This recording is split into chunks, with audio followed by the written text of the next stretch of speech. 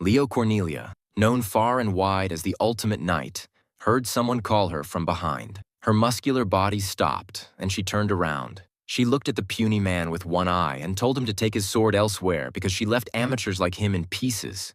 He didn't agree. Instead, he said she was wrong and got down on one knee. Then he offered her flowers and proposed, saying he loved her as a woman. Leo stared at him, surprised. This was the first time something like this happened to her, but she kept her cool and told him she understood his little tricks. No man could really fall in love with a woman who had scars all over her body. Holy Dent didn't agree. He said he was the man who truly loved her. Angry now, Leo drew her sword to silence him. She warned him to get out of the way or she'd cut him down. She pointed her sword at him, but Holy stood firm. He was a little shaken but didn't move. Instead, he shouted out how he really felt for her, saying he fell in love the moment he saw her. His sweet words about her beauty, and yes, even her attractive behind, made her feel embarrassed. When he called her the most beautiful girl in the world, Leo went blank. Her cheeks turned bright red. She slowly whispered that he was the first person to ever say something like that to her. She covered her face with her arm and quickly ran away, leaving Holy confused and alone. We got a quick intro to Leo Cornelia, who had earned the title of the undefeatable Holy Blade. Rumor had it she was born to fight and raised to kill every monster in her path. She was impregnable and undefeated, wielding her sword for the sake of her country. And she was the woman Holy had fallen for. Back in the present, Holy followed his knight in shining armor, but she gave him a cold shoulder. She asked him sharply why he was following her. When he said he wanted to help on her quests, she told him to leave. She didn't need anyone tagging along. But before he could walk away, Holy noticed a deep cut on her torso. He panicked when he saw blood pouring out. He asked how she got the wound, but Leo brushed it off as just a scratch and said she had bigger things to worry about, like fighting. Holy stepped in front of her and reached toward her stomach. She pulled back and got ready to defend herself. But Holy meant well and cast a healing spell on the wound. Leo was surprised. She hadn't expected an ordinary guy to know such a strong spell. Holy looked at her sincerely and said he never wanted to see the girl he loved in pain or danger. This made her blush even more. She asked how long he planned to keep touching her. Holy gave an embarrassed answer, saying it was just part of the healing procedure. But his slightly creepy, touchy behavior made Leo smack him on the head and storm off, angry. That night, while showering, Leo thought slowly about the flowers and Holy's sudden confession. The water splashed over her scarred body, but even though her skin was tough from years of training, she was still soft inside. She couldn't get him out of her mind. Sadly, her dreams of someone loving her were crushed when she reminded herself no one could truly love her anymore, because she would never be a woman again. A flashback showed how Leo became a knight, not by choice. She was the only child in a family of knights. Her strict father made her give up her womanhood and pick up a sword instead. Now the battlefield was her place to survive. Leo slashed through the gut of a towering one-eyed monster. Blood splattered everywhere around her. Their vast numbers showed no signs of falling, but the brave knight had reached her limit and couldn't even move the arm that carried her sword. Death was knocking on her door, and she knew she didn't have much time. A gigantic monster lunged at her, aiming to finish her off with a single blow. Leo told herself this was the end. Just then, Holy swooped in and rescued her. He tried his best to heal her, but the arrogant protagonist didn't want to be touched, especially not now when she was about to die. Angry, she pushed Holy aside and with one swift swing cut the monster in half, thanks to Holy, who had already healed her arm within seconds. Holy explained how he found her by asking around town. When he heard she'd gone off to fight monsters alone, he rushed to her side. His heroic act wasn't met with thanks, but with a scolding. She told him he was risking his life for a fighter who could never stand by his side as a woman, and ordered him to leave her alone. Holy quietly listened and told Leo that he knew about all her problems but wasn't bothered by them. Instead, his love grew stronger because of her scars, her manly personality, and her fighting skills. This made her cheeks turn crimson. Holy started to leave, feeling like he'd been bothering her too much, but Leo punched him on the head. She told him that if he was serious about her and had come this far, he might as well keep traveling with her. She warned him that no matter how hard he tried, she wouldn't change, but he could still like her. That day marked when a female knight was treated like a woman, until she slowly started to change. Holy asked if she knew how to cast magic, but Leo said she didn't need it since she just cut down her enemies. She tried to cast a spell to show him her power but ended up blasting herself instead. Holy, shocked, helped tend to her wounds and then tried to teach her how to cast properly. He asked to hold her hand, which surprised her, but she let him. He told her to cast the spell now, while he controlled her mana in the right direction. She did, sending out a huge gust of power. He held her hand tighter, making her question his closeness. Holy said that without contact, it would be hard for her to channel her mana properly. He slowly got closer until their noses almost touched. Frightened, the greatest knight sent off a magical explosion worthy of the greatest sorcerer. She scolded him for staring straight into a knight's eyes, but he dismissed any hidden meaning. He asked why she had been so smug when he proposed with flowers the day before. Leo called him a playboy who probably proposed to thousands of girls before her, but her assumption stopped when he told her she was his first love. That made the female knight a little happy. Now at the royal capital, Leo had a day off and was exploring the city. She saw a young girl celebrating her birthday and remembered it was her birthday too, but she had never celebrated it with anyone. Holy called her name, making her turn and freeze at his new appearance.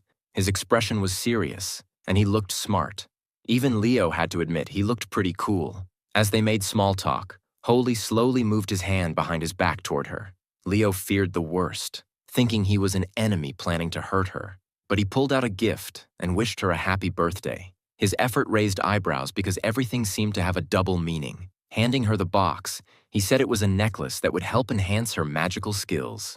Too nervous to speak, she just thanked him. Holy quickly gave her the gift and then left the scene. Back at home, Leo tried on the pretty necklace, which matched perfectly with her opai and dress. But her father didn't care and ordered her to get ready for training the next day. Leo stared into the mirror for over an hour. Even love could soften the strongest knight. After finishing another quest with plenty of time to spare, they decided to use the free time differently. Leo told Holy about her plan to go shopping and invited him along. His eyes widened in surprise. He couldn't believe he'd been invited, and happily agreed, calling their outing a date. Their date wasn't exactly romantic. Leo dragged him into a weapon shop, even though she hadn't planned to go there since Holy had no use for weapons. Still, she showed him different swords and weapons, leaving Holy speechless.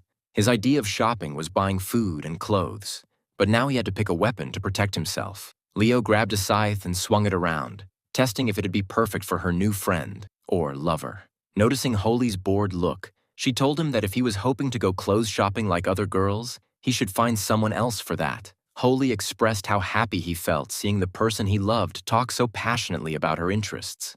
Those words hit Leo's heart, and once again she was quietly touched by his love. She brushed it off with an awkward smile and told him to buy the scythe and morning star. Leo's smile wasn't easy to earn, and poor Holy struggled even to lift the weapons properly. The next day, Holy waited for Leo in the village, but she was late. When she finally returned, she wasn't her usual self and started coughing badly. Holy saw she was sick, coughing as if her lungs were about to give out. But brave Leo wasn't one to admit she needed a doctor. He reached out and touched her forehead, surprising her. Holy felt her burning up and quickly suggested they visit a doctor. She tried to smack him away, but her weak punches were easy to dodge. Knowing Leo was stubborn and wouldn't admit needing help, Holy swooped her up like a man carrying his lady, taking the surprised Leo to the doctor. The roles had reversed. Leo was acting like a lady for once, even enjoying being carried, though not fully. Holy teased her, calling her heavy because of her armor. She shot back that she wasn't ashamed of being heavy. She'd worked hard for her strong body and wasn't girly. She told him to put her down. She didn't want anyone to see her so vulnerable. Holy promised to take her through quiet back roads and said seriously that his pride would be hurt if he didn't help the woman he loved, especially when she was sick. That made her feel loved inside, even if she didn't admit it. Her shy smile said more than words ever could. She told herself that sometimes being weak wasn't so bad. The next day, they went out on a quest. Leo slashed a mushroom monster in half, but it released a strange gas from its cap that surrounded her. Worried sick, Holy called her name. Once the gas disappeared, Holy saw Leo feeling dizzy and complaining about a tingly sensation all over her body. He suspected that the gas from the Desire Shroom's cap was actually a hypnotic gas.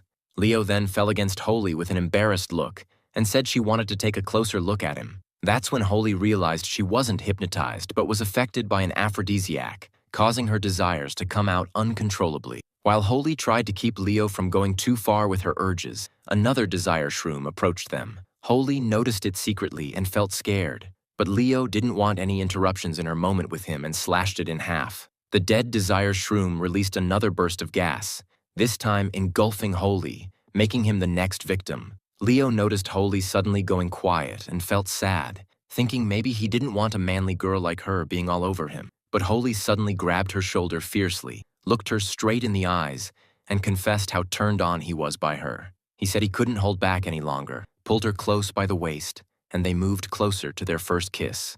Just then, Leo, trembling, punched Holy hard in the face, sending him flying. The gas's effect only lasted 1 minute, which explained why Leo smacked him away so fiercely. The next day, after shopping, Leo saw Holy from afar and decided to greet him first, feeling unusually good. But she noticed a petite girl standing very close to Holy. She had big boobs, a thin figure, and was acting very affectionate toward him. Leo, filled with questions and anger, watched them. The girl held Holy's arm, caressed her chest against it, and spoke happily about going on a date. Leo suddenly felt deeply hurt, realizing she wasn't girly at all, and wondered if Holy had left her.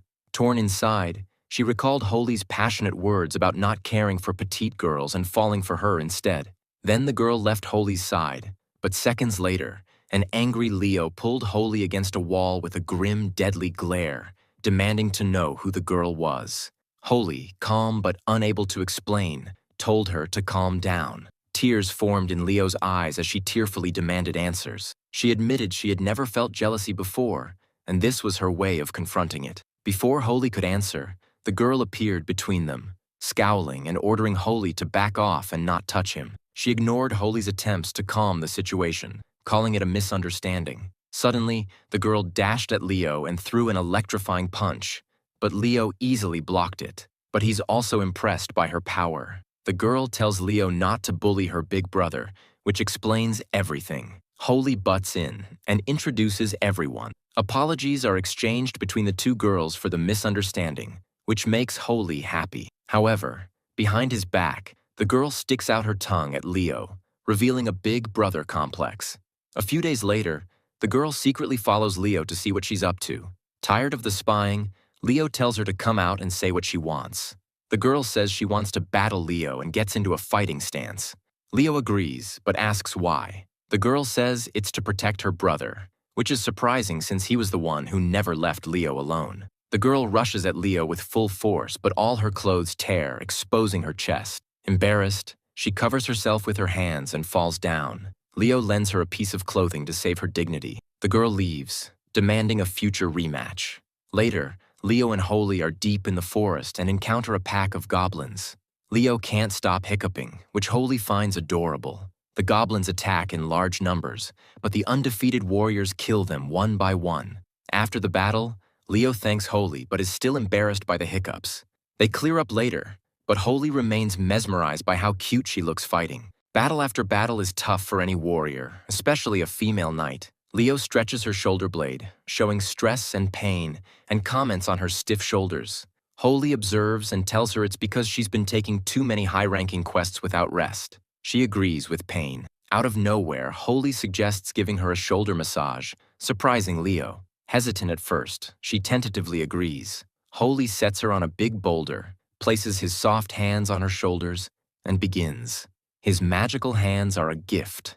The toughest, most feared knight starts moaning as he massages, her face turning amber red. She never expected a shoulder massage to feel so good. Holy asks if something is wrong. She says no, just that it doesn't feel bad. He's surprised at how stiff her shoulders are. When he pushes a little too hard, she softly tells him to be gentle. Then he moves toward her lower back, making her alert and quickly say that the back is off limits.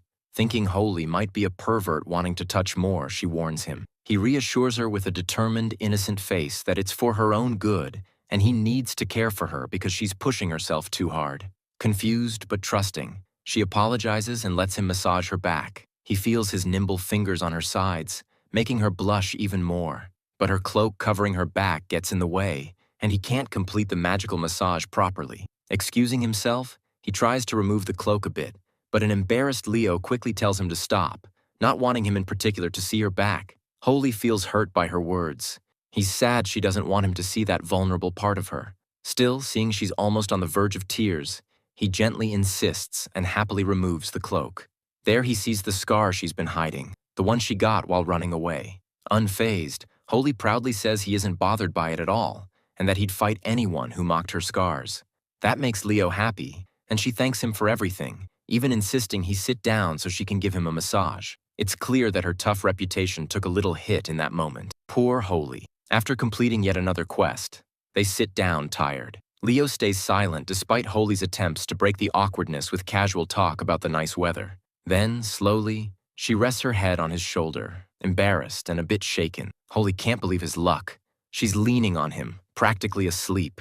It's a first for both of them. Holy debates waking her but stops when she mumbles his name in her sleep. He's sure she's dreaming of him and feels happy, but then she calls him annoying, even while asleep, making him laugh. Looks like even in her dreams, Leo finds him irritating. Caught in the sweetness of the moment, he decides not to wake her just yet, wishing it could last longer. Time passes, and Leo wakes up alarmed, realizing she dozed off resting on Holy's shoulder, a thing that's never happened to her before. She feels calm around him. Looking up, she sees he's also nodded off, and she's relieved he didn't notice her vulnerable state, until his head gently falls on her shoulder. She's startled but lets it slide, treasuring the moment.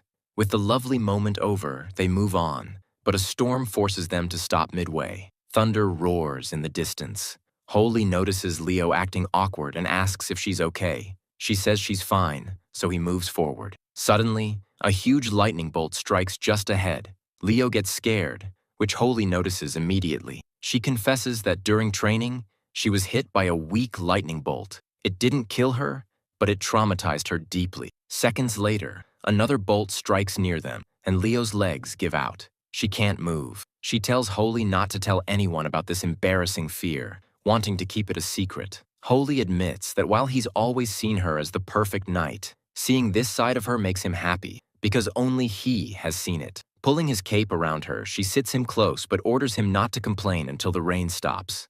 Miss Leo acts very differently from her usual tough self. When the storm clears and the warm sun shines, Leo has removed her armor. For the first time, she's in shorts and a loose sleeveless t-shirt, a rare sight for Holy's eyes. He convinces her to let him train with her, no matter how tough or competitive her routine. She agrees, warning she won't go easy or stop for him to catch up. Holy happily accepts the challenge, determined not to be a burden. Her expression shifts back to warrior mode as she starts warming up, doing 500 push-ups in seconds, then 500 sit-ups, followed by 500 squats. It's way too much for Holy, but he doesn't flinch and pushes himself to keep up, wanting to impress her. Sweat dripped down her tough body, highlighting her perfect abs and, well, you know what I mean. She wiped the sweat off her forehead and told Hoy they should go for a 10-kilometer run. After his warm-up, a completely drenched Hoy said he was ready, but he could only keep up halfway before falling face-first on the ground. Miss Leo complimented him for pushing himself so far without complaining like others. Energized by her words, he admitted he could never complain when given the perfect view of her abs, lower back, and especially her glutes. Guess he enjoyed her doing squats. Fuming with embarrassment and anger, Leo cracked her knuckles and said she understood why he had been trying so hard all along. Since he liked to stare so badly, why not do some hands-on training together? That training wasn't fun at all for poor Hoy.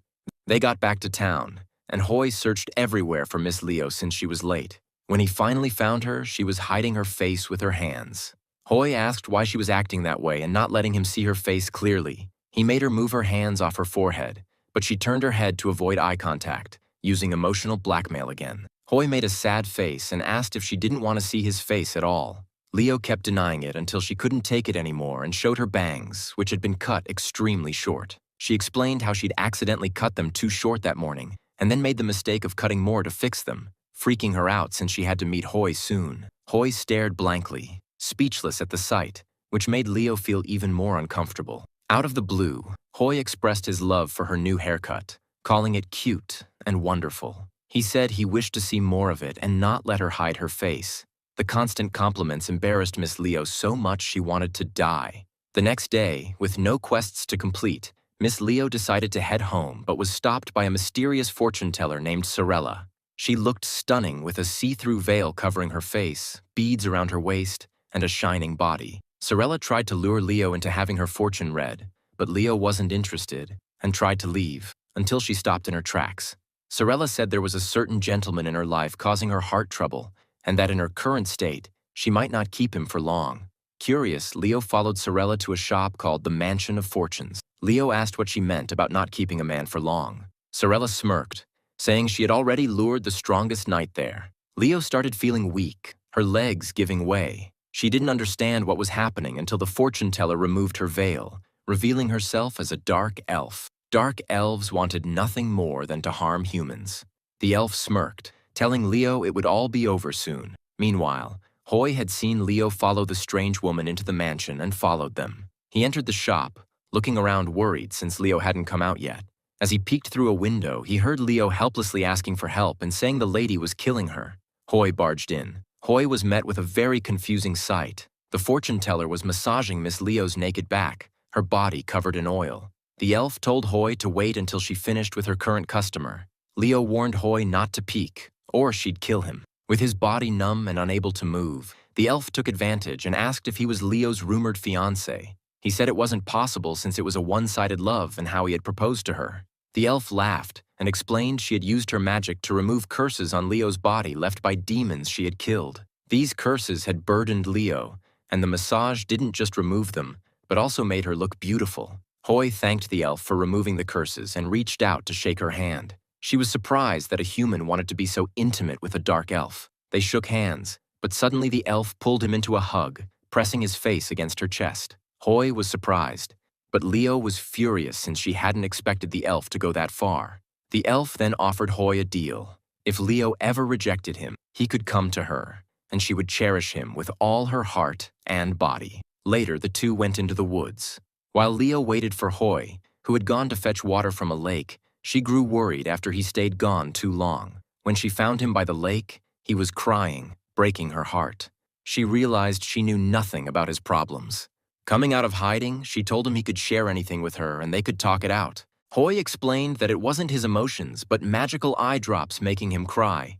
The drops let him see through a person's skin. Enraged, Leo snatched the eye drops and crushed them in her palm, telling him how disappointed she felt. Defeating goblins and demons had become routine for them.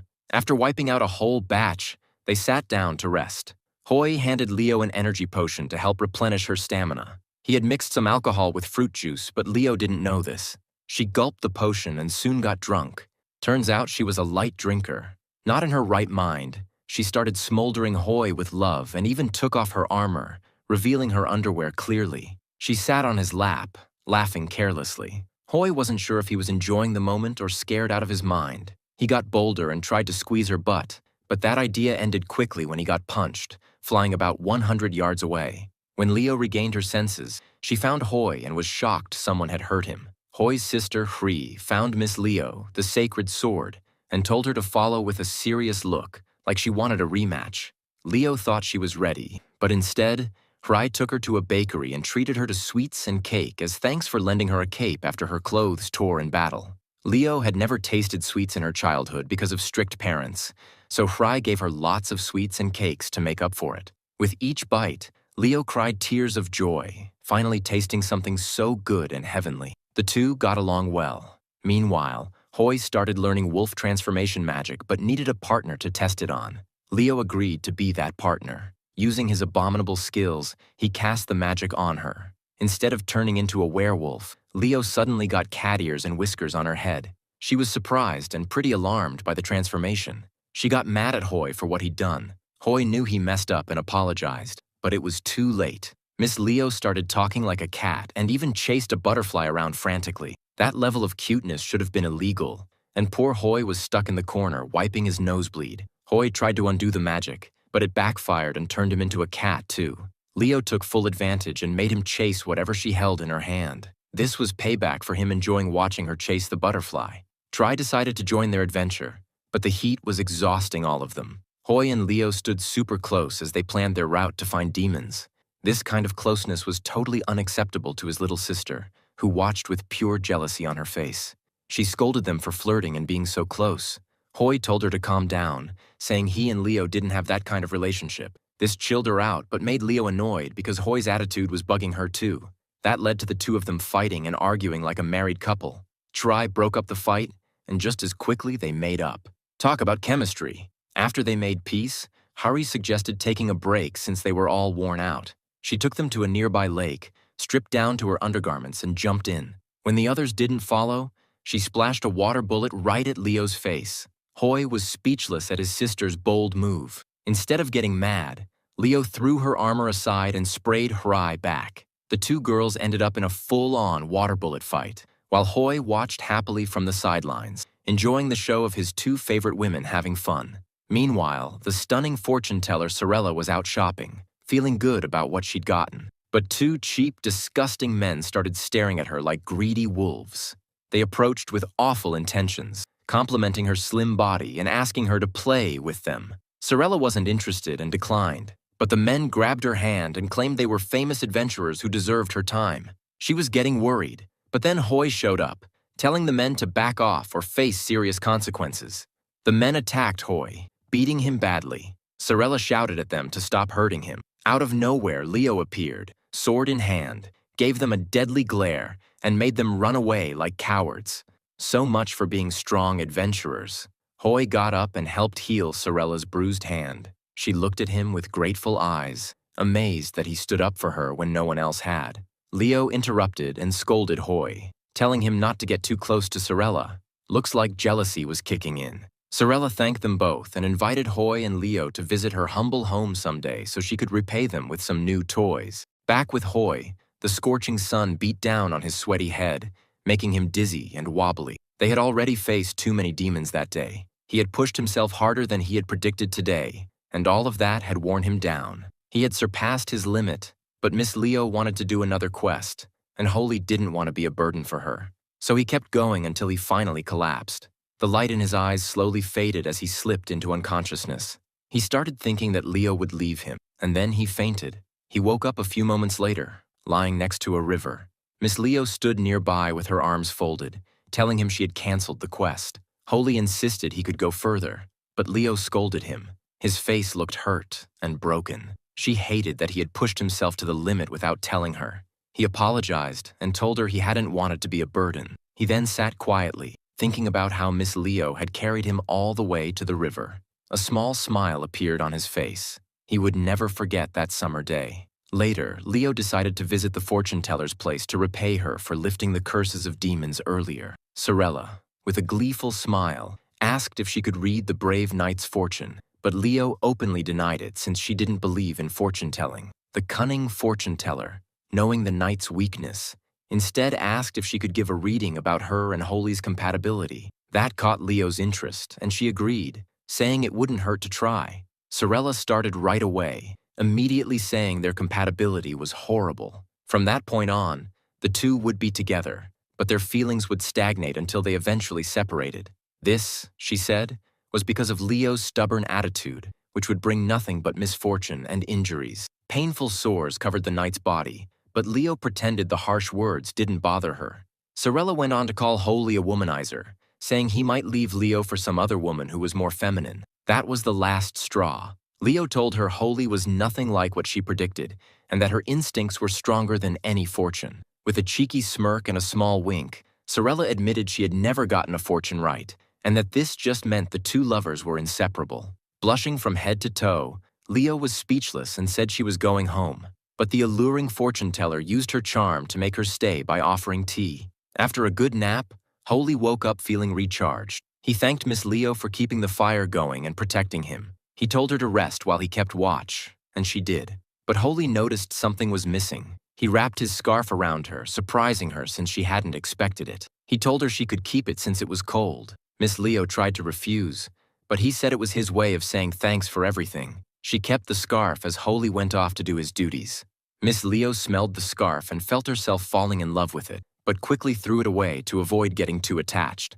From the corner of her eye, she saw the scarf again, and realized she couldn't sleep without it. Pulling it back, she wrapped it around herself, saying it was cold, and an exception had to be made that night. Jaylee greeted her good morning and hugged her from behind, taking her by surprise. Leo screamed, asking who he was. He wasn't the Holy she knew. Brushing her hair back with a spicy smirk, Holy caressed her face and told her she had a beautiful face he wished to kiss. Gasping and caught off guard by his manly personality, Leo couldn't believe this was the same Holy. He came closer, and Leo felt flustered by this new side of him. She couldn't fight the urge to kiss him. Closing her eyes, she kissed him. She heard her name being called and woke up from a beautiful dream. The scarf was wrapped around her neck, carrying Holy's scent, which made her want him even more. And maybe that's why the dream happened. Holy told her she'd overslept, joking that maybe it was because she'd been having such a wonderful dream. Flustered and embarrassed, Leo jumped up and ran away. It started to rain, and Holy got annoyed. He predicted there might be a thunderstorm later and suggested they go to his place since it was nearby.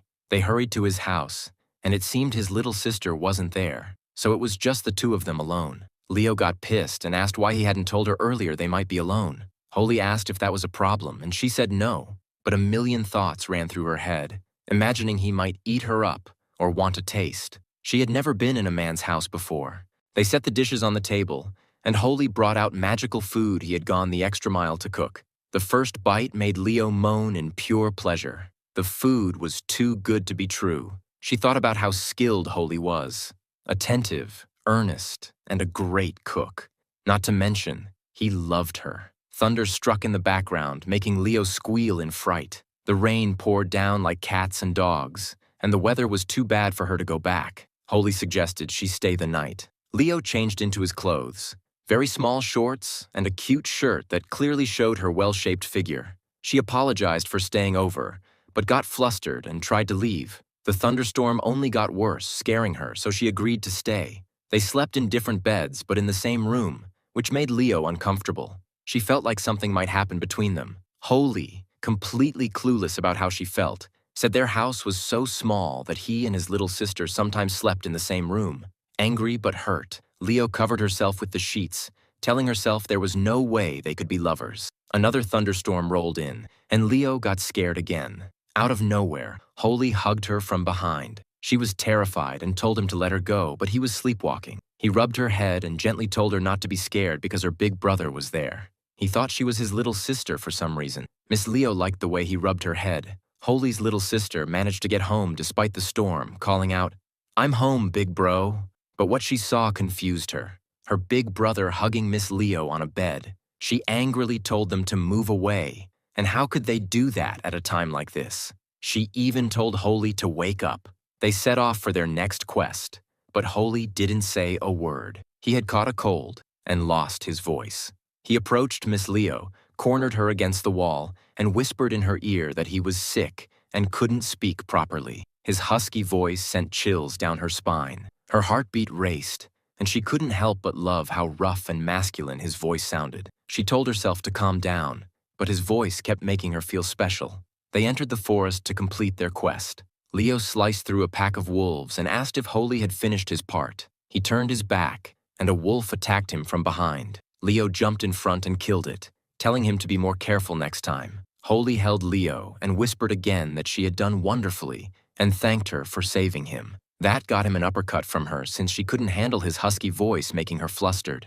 Later, she apologized to a bruised Holy who had landed far away because of her superpowered uppercut. They decided to communicate by handwritten notes for the rest of the journey. Sorella couldn't have been more satisfied when she invited Fufu, her usual pet name for him, to a women-only clothing store. Something felt fishy. She came out of the changing room showing off her new look, pretty much revealing her entire body. The delicate bra and a single sheet of cloth around her waist gave her a perfect hourglass figure with a shiny, delicate body. She asked Fufu what he thought of her new look. He mindlessly said it looked wonderful but was a little too risque. We wondered what he meant by too risky. He asked why she'd brought him to a women-only clothing store, and she innocently said it was to get a man's blunt opinion. He laughed, saying he'd gone shopping with his sister before. He had never been in a clothing store like that before, but everything stopped when he saw Sorella undressing right in front of him. He suddenly asked why she was taking off her bra strap.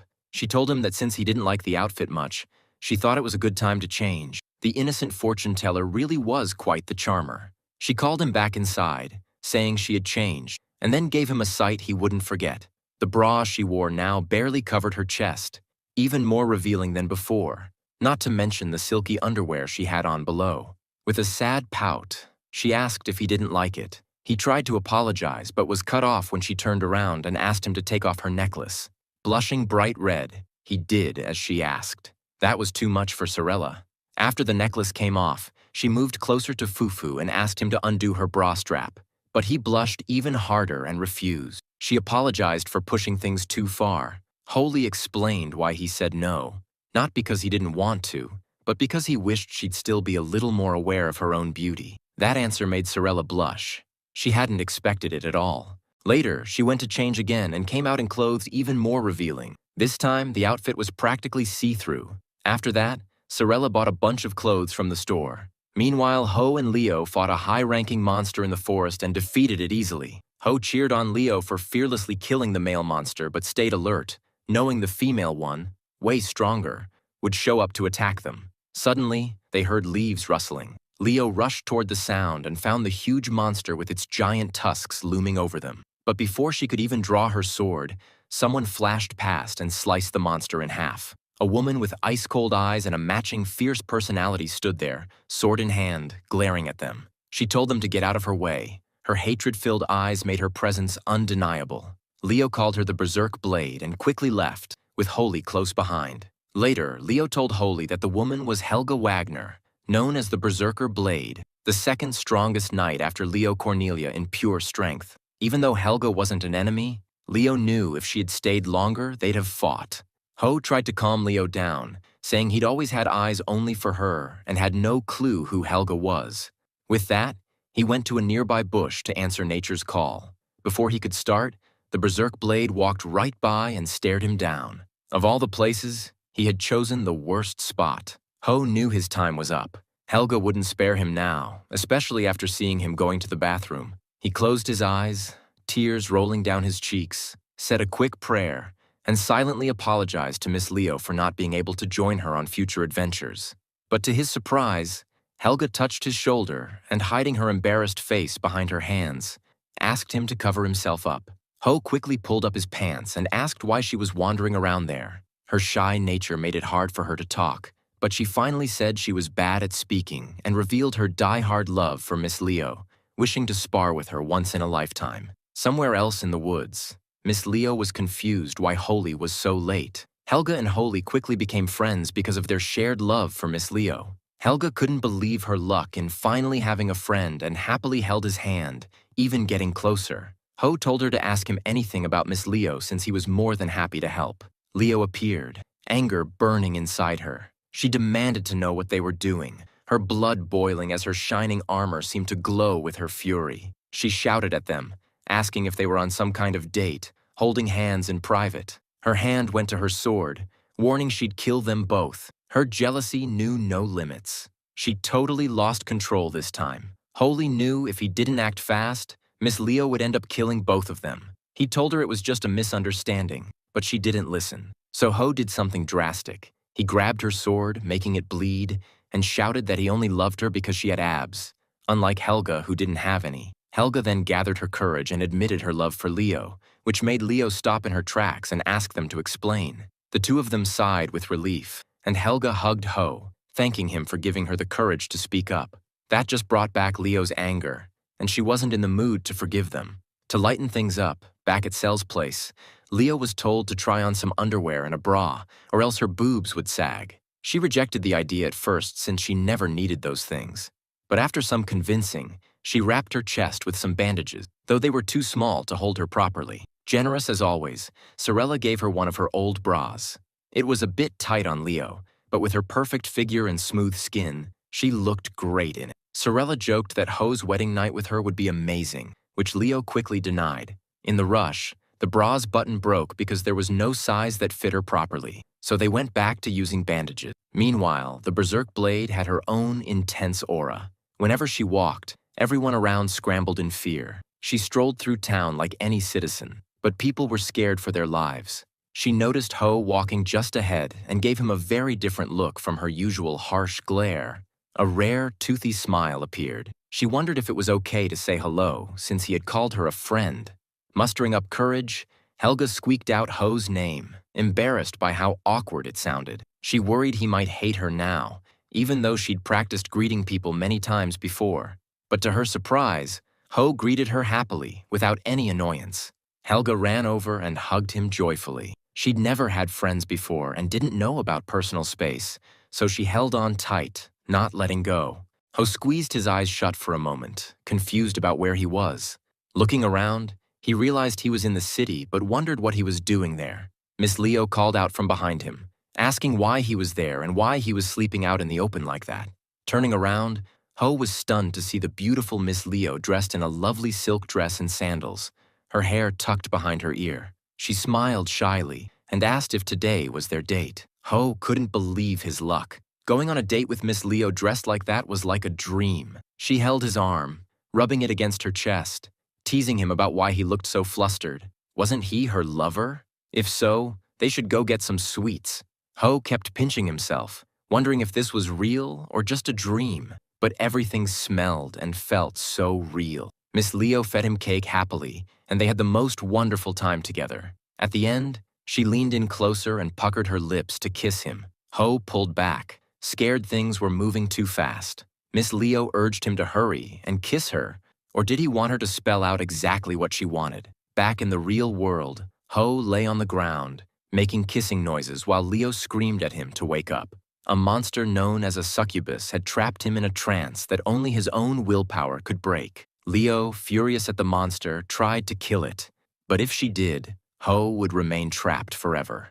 In the dream, Ho heard Miss Leo's soft voice telling him to wake up. The succubus explained to Leo that it had disguised itself as Ho's lover in the dream, giving him the time of his life, making waking up impossible. Leo didn't give up trying to wake him, not wanting to lose the one man who made her feel so loved and special. Meanwhile, the fake Leo kept trying to seduce Ho into kissing her. He grabbed her by the shoulders and gently moved her back, telling her he couldn't do it. He had realized she wasn't the real Miss Leo. It was the succubus pretending, since it couldn't beat them in real life, so it targeted him in his dreams. The succubus was shocked and even lifted her blouse to show him her abs, trying hard to convince him she was the real Leo. But nothing worked. He looked closely and said her abs were good, but not as perfect as the real Leo's. Plus, Leo always used her left foot more since it was her dominant foot, while the succubus used her right. These little details made Ho sure who was real and who was fake. Speechless and defeated, the succubus watched as Ho woke up from the dream. Leo felt relieved and gave Ho the chance to kill the annoying monster, but was stopped when the succubus, looking horrified and shaken, scolded Leo for not returning Ho's love. She couldn't believe Leo still hadn't accepted Ho's undying feelings. The succubus and Leo began arguing fiercely over this. Back at Cell's mansion, there was never a dull moment. Cell handed Leo a pair of clairvoyant earplugs. Leo looked at them skeptically, saying she didn't need them. But Sorella was persuasive, sweetly explaining that with those special earplugs, Leo could hear Ho's inner thoughts, and maybe figure out if he really loved her or had bad intentions.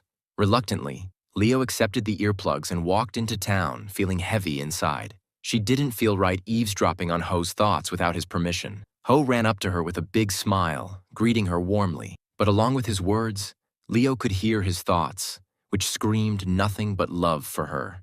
Throughout their conversation, Leo felt overwhelmed by the flood of love pouring from Ho's mind. He kept thanking God for creating such a wonderful woman. It was too much for her to handle, and she shouted that it was way too much information. Poor Ho, confused by her outburst, just called her weird. Later, Leo met Sorella at a cafe and handed back the earplugs, her head steaming from the experience. She told Sorella it was too much for her and she'd rather not use them anymore. Ho came up with another potion, different from the beast one he'd given before. This one gave anyone who drank it superhuman strength. He asked Leo to try it, and she agreed, because if Ho was giving it, nothing bad would happen. She drank the potion but didn't feel anything at first. Then, when she took her first step, the ground cracked beneath her. Ho realized he'd made a huge mistake. Giving this potion to any normal person would grant super strength, but Leo already had superhuman power.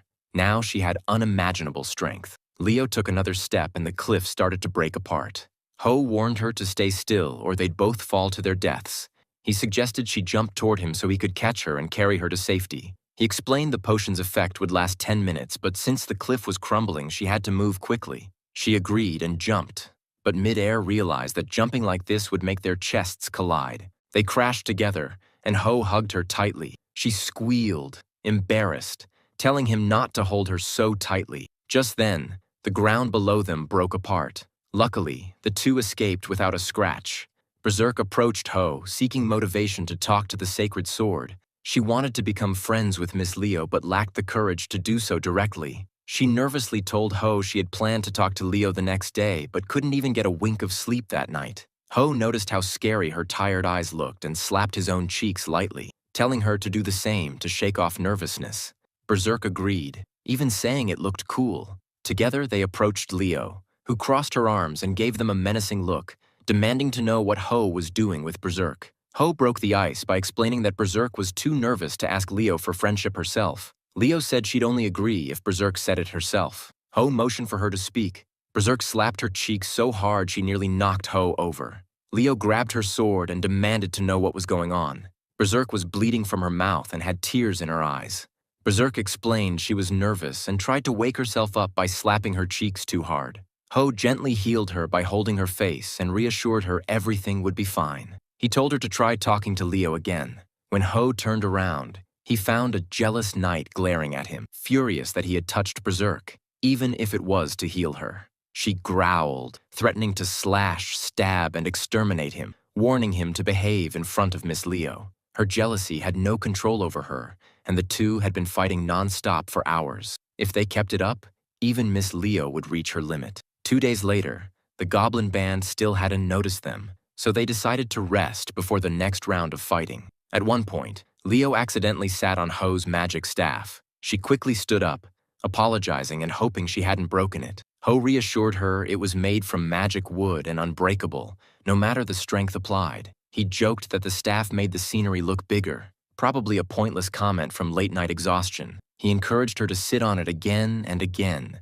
clearly enjoying watching Leo sit and stand. Leo dismissed his playful teasing and said she actually enjoyed it, as it felt like a massage. Ho dared her to use her full strength on the staff and promised it wouldn't break. Taking the dare, she jumped on the staff with all her might and shattered the huge boulder it rested on. But the staff remained intact. Their fun made them feel refreshed.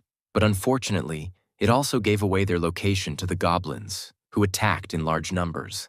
They realized they had to be more mindful of their late-night antics.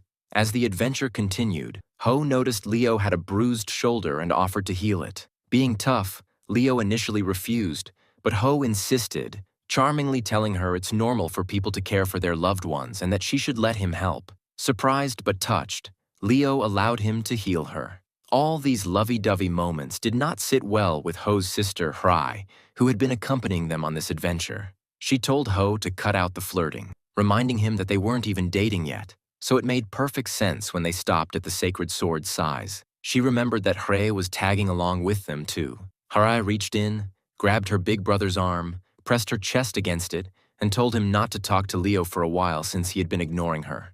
Leo agreed to stay silent for a bit, and H followed suit. After that, H started paying more attention to Hrai and noticed she had cut her hair a bit short. She felt happy that her brother was showing her love again and began acting childish. But from the corner of her eye, Hrai saw that Leo was boiling with anger. His glare was deadly towards Hrai. Hoi even put his hand around Hrai's shoulder, which only made things worse.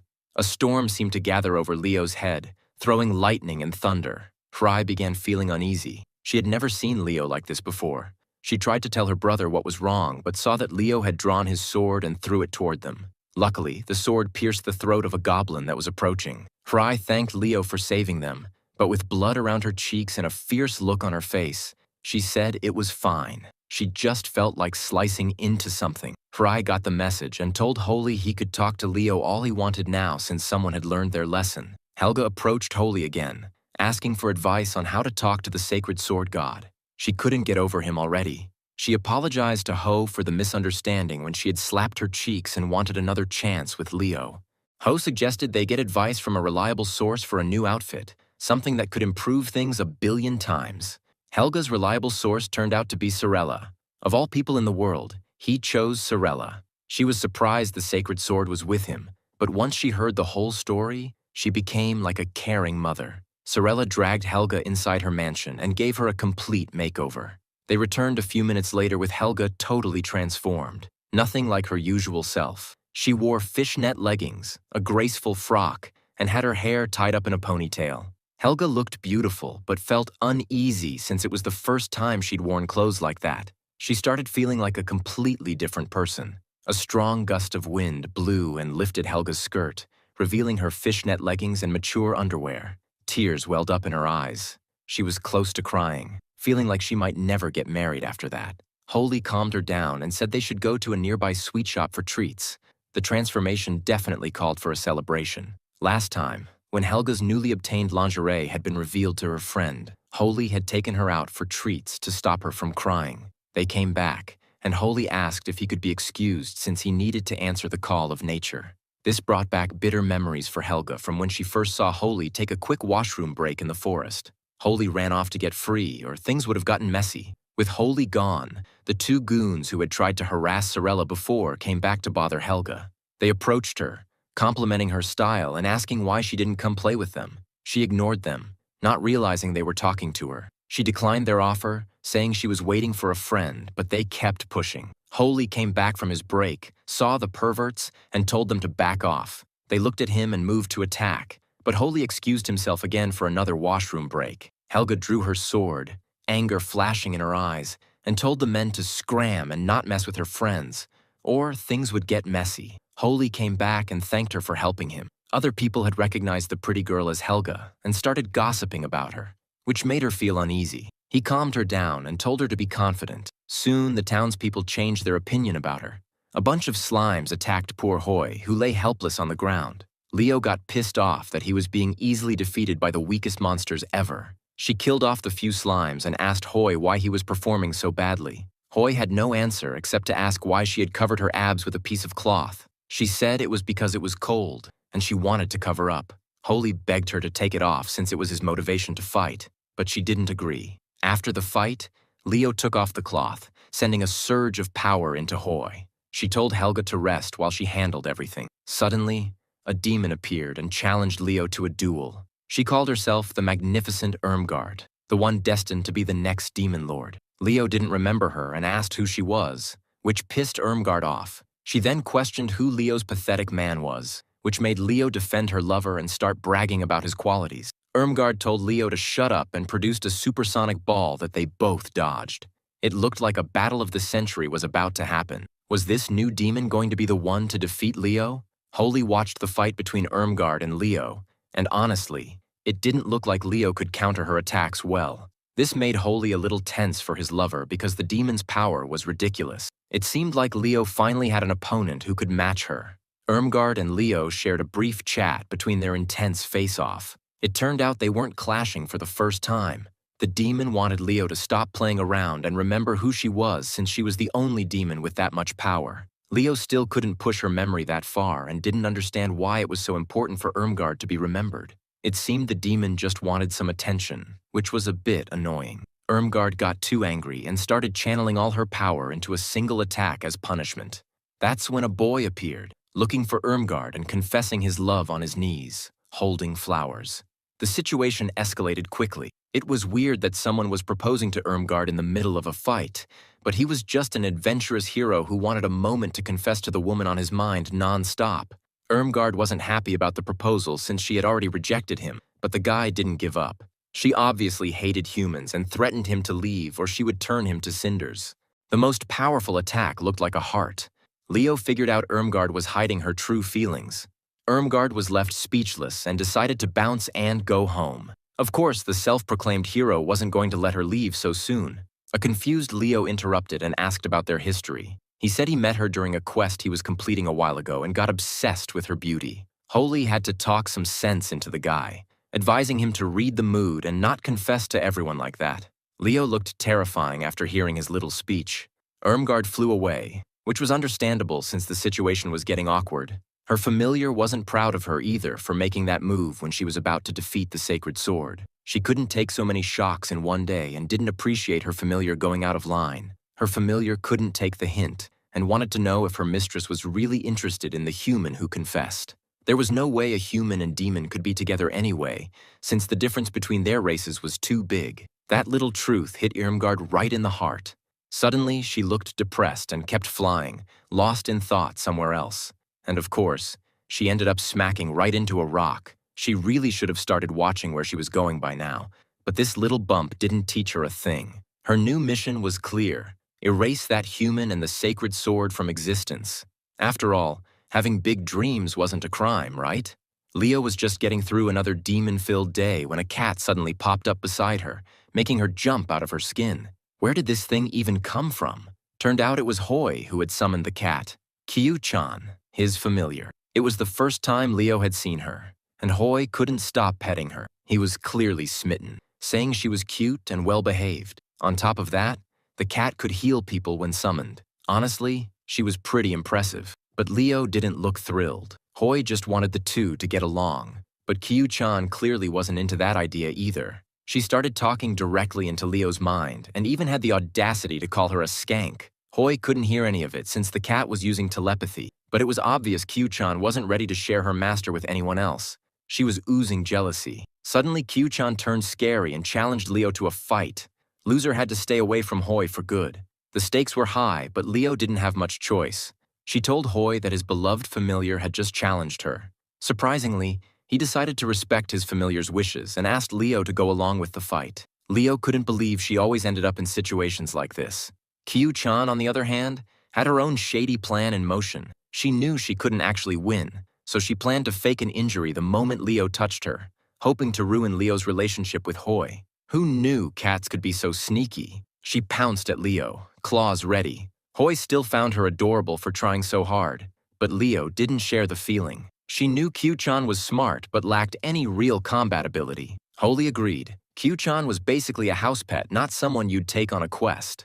Just then, a strange creature with far too many eyes appeared in front of them. Hoi got way too excited. He thought Leo had summoned one of the most powerful demons, Belphegor. Even though the demon looked anything but cute, Hoi was thrilled by this turn of events. The demon tried to say something, but to Leo, it sounded like complete gibberish. Hoi, being the demon nerd he was, insisted she try communicating with it since she had summoned it. He explained that Belphegors were highly intelligent, and their mumbling actually meant something. A moment later, the demon vomited all over the ground, which was totally gross. Hoi, still in nerd mode, explained it wasn't just vomit, it was death breath. Apparently, it could kill any weak monster instantly. Then he added that the demon was female, which was shown by the short horn on her head. Great, another female around. Leo wasn't thrilled. Just then, the demon started speaking again, and this time Leo could actually understand her. At least the demon had some manners. She introduced herself and even had a nickname, Belly. Belly was super excited that someone like Leo had the power to summon her and even wanted to make a contract. She didn't think it was possible though, since all her past summoners had said they hated how she looked. And honestly, she was kind of terrifying. But she didn't deserve to be rejected. Leo felt the same way. After introducing herself properly, she told Belly that she wasn't the kind of human who judged others based on appearance. She was willing to form a contract. That's when Hoi chimed in to explain that in order to form a contract, one had to touch the familiar's core. And for a Belphegor, that core was located deep inside the throat. Naturally, the idea grossed Leo out, and she immediately asked to put the whole contract on hold. Meanwhile, Helga was out shopping with Sorella, trying on new outfits, some of which were a bit revealing but undeniably cute. She was genuinely happy to have Sorella with her, and it was clear she was slowly gaining more friends. The confidence she had gained from wearing Sorella's clothes a while back had left an impact. Now it was time for her to get her own. Sorella, being her usual cheeky self, brought out a pure white dress, the same kind Hoi had once praised Helga in. She teased that he'd definitely call her cute if he saw her in it again. Embarrassed, Helga denied any such intention, insisting she wasn't buying clothes for such dirty reasons. Her innocent charm really shone through.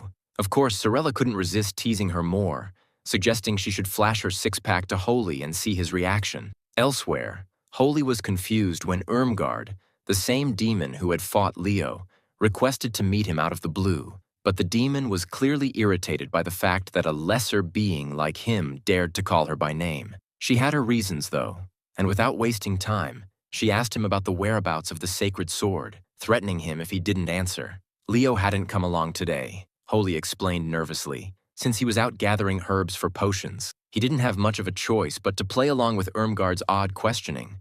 Unexpectedly, she asked whether he believed true love could exist between a demon and a human. Holy was taken aback, clearly thinking back to the romantic hero who had previously confessed to her. Still, the romantic in him replied sincerely, "If two people truly love each other, then race or species shouldn't matter." His words seemed to touch her. She then began asking about marriage customs, how to greet her in-laws, and other surprisingly domestic topics, as if she were planning her future already. Holy could tell she had definitely caught feelings, but just when things seemed to be going well, her familiar appeared and exposed her, bluntly stating she had no friends and no one who'd want to be with a demon like her.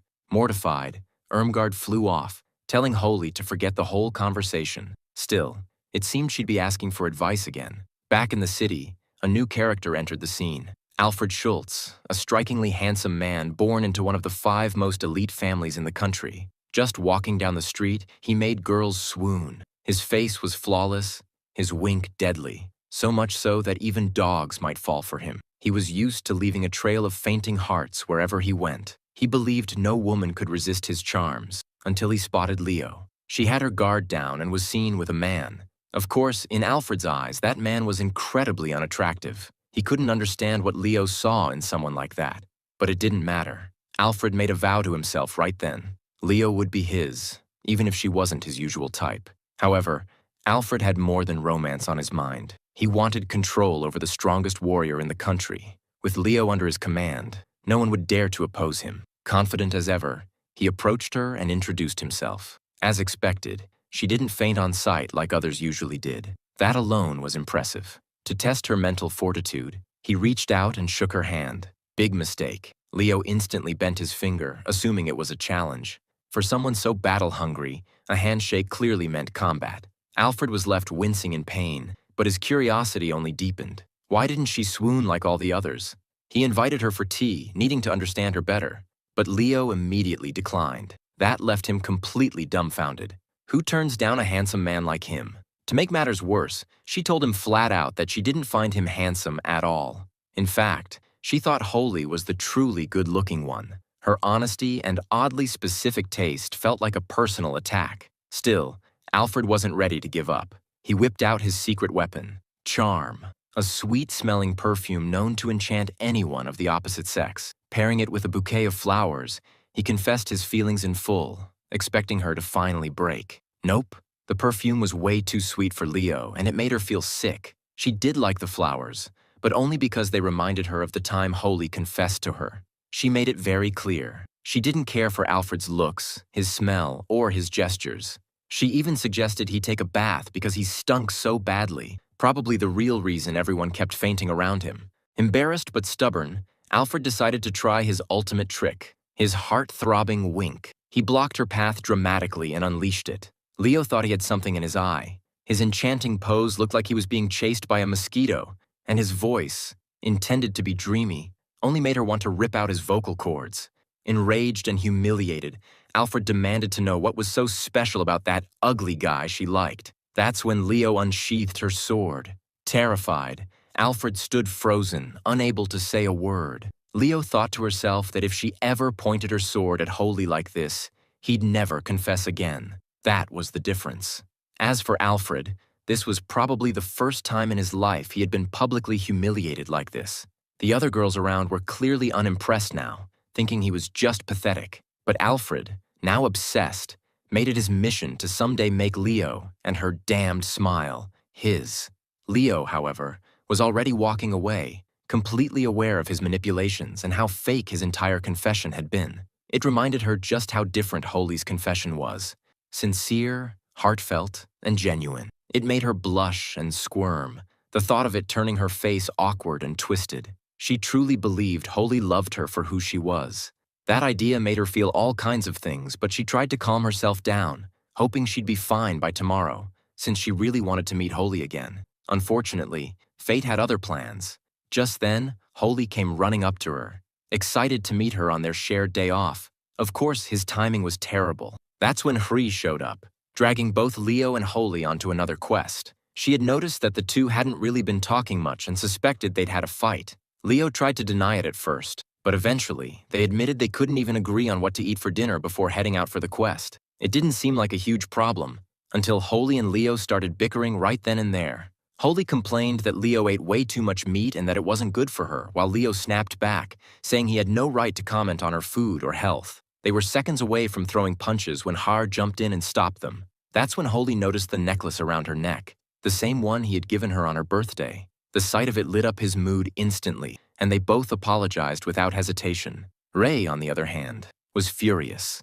Just moments ago, they were yelling over dinner, and now they were getting along like nothing happened. To her, it felt like she was watching some weird comedy act, and she demanded an apology from both. After that, Holy and Leo returned from the quest in good spirits, since it had gone smoother than expected. Out of nowhere, a beautiful girl showed up in front of them, talking in a slightly odd way. She seemed to know Leo, though Leo claimed she didn't, and started walking away. The girl trailed behind, whining about being ignored until tears rolled down her cheeks.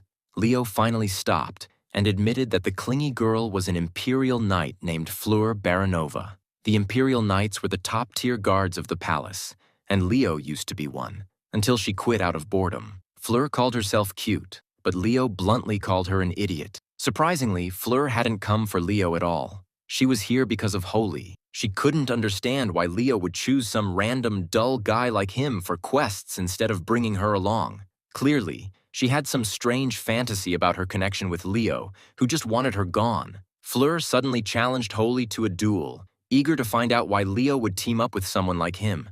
She was dying to see what he was capable of. Nothing could stop her. She even bragged about her rich family while demanding a fight. Leo looked annoyed and didn't want to get involved, but Holy hesitated too long, and Fleur seized the chance to insult Leo's taste in men. Holy couldn't just let that slide, even if he didn't care what she said about him. He wasn't going to tolerate her trashing Leo. He finally got serious and prepared to fight. Unfortunately, the battle ended in a flash, with Holy getting wiped out almost immediately. Fleur scoffed at his weakness and felt disappointed. She expected more from someone connected to the sacred swords.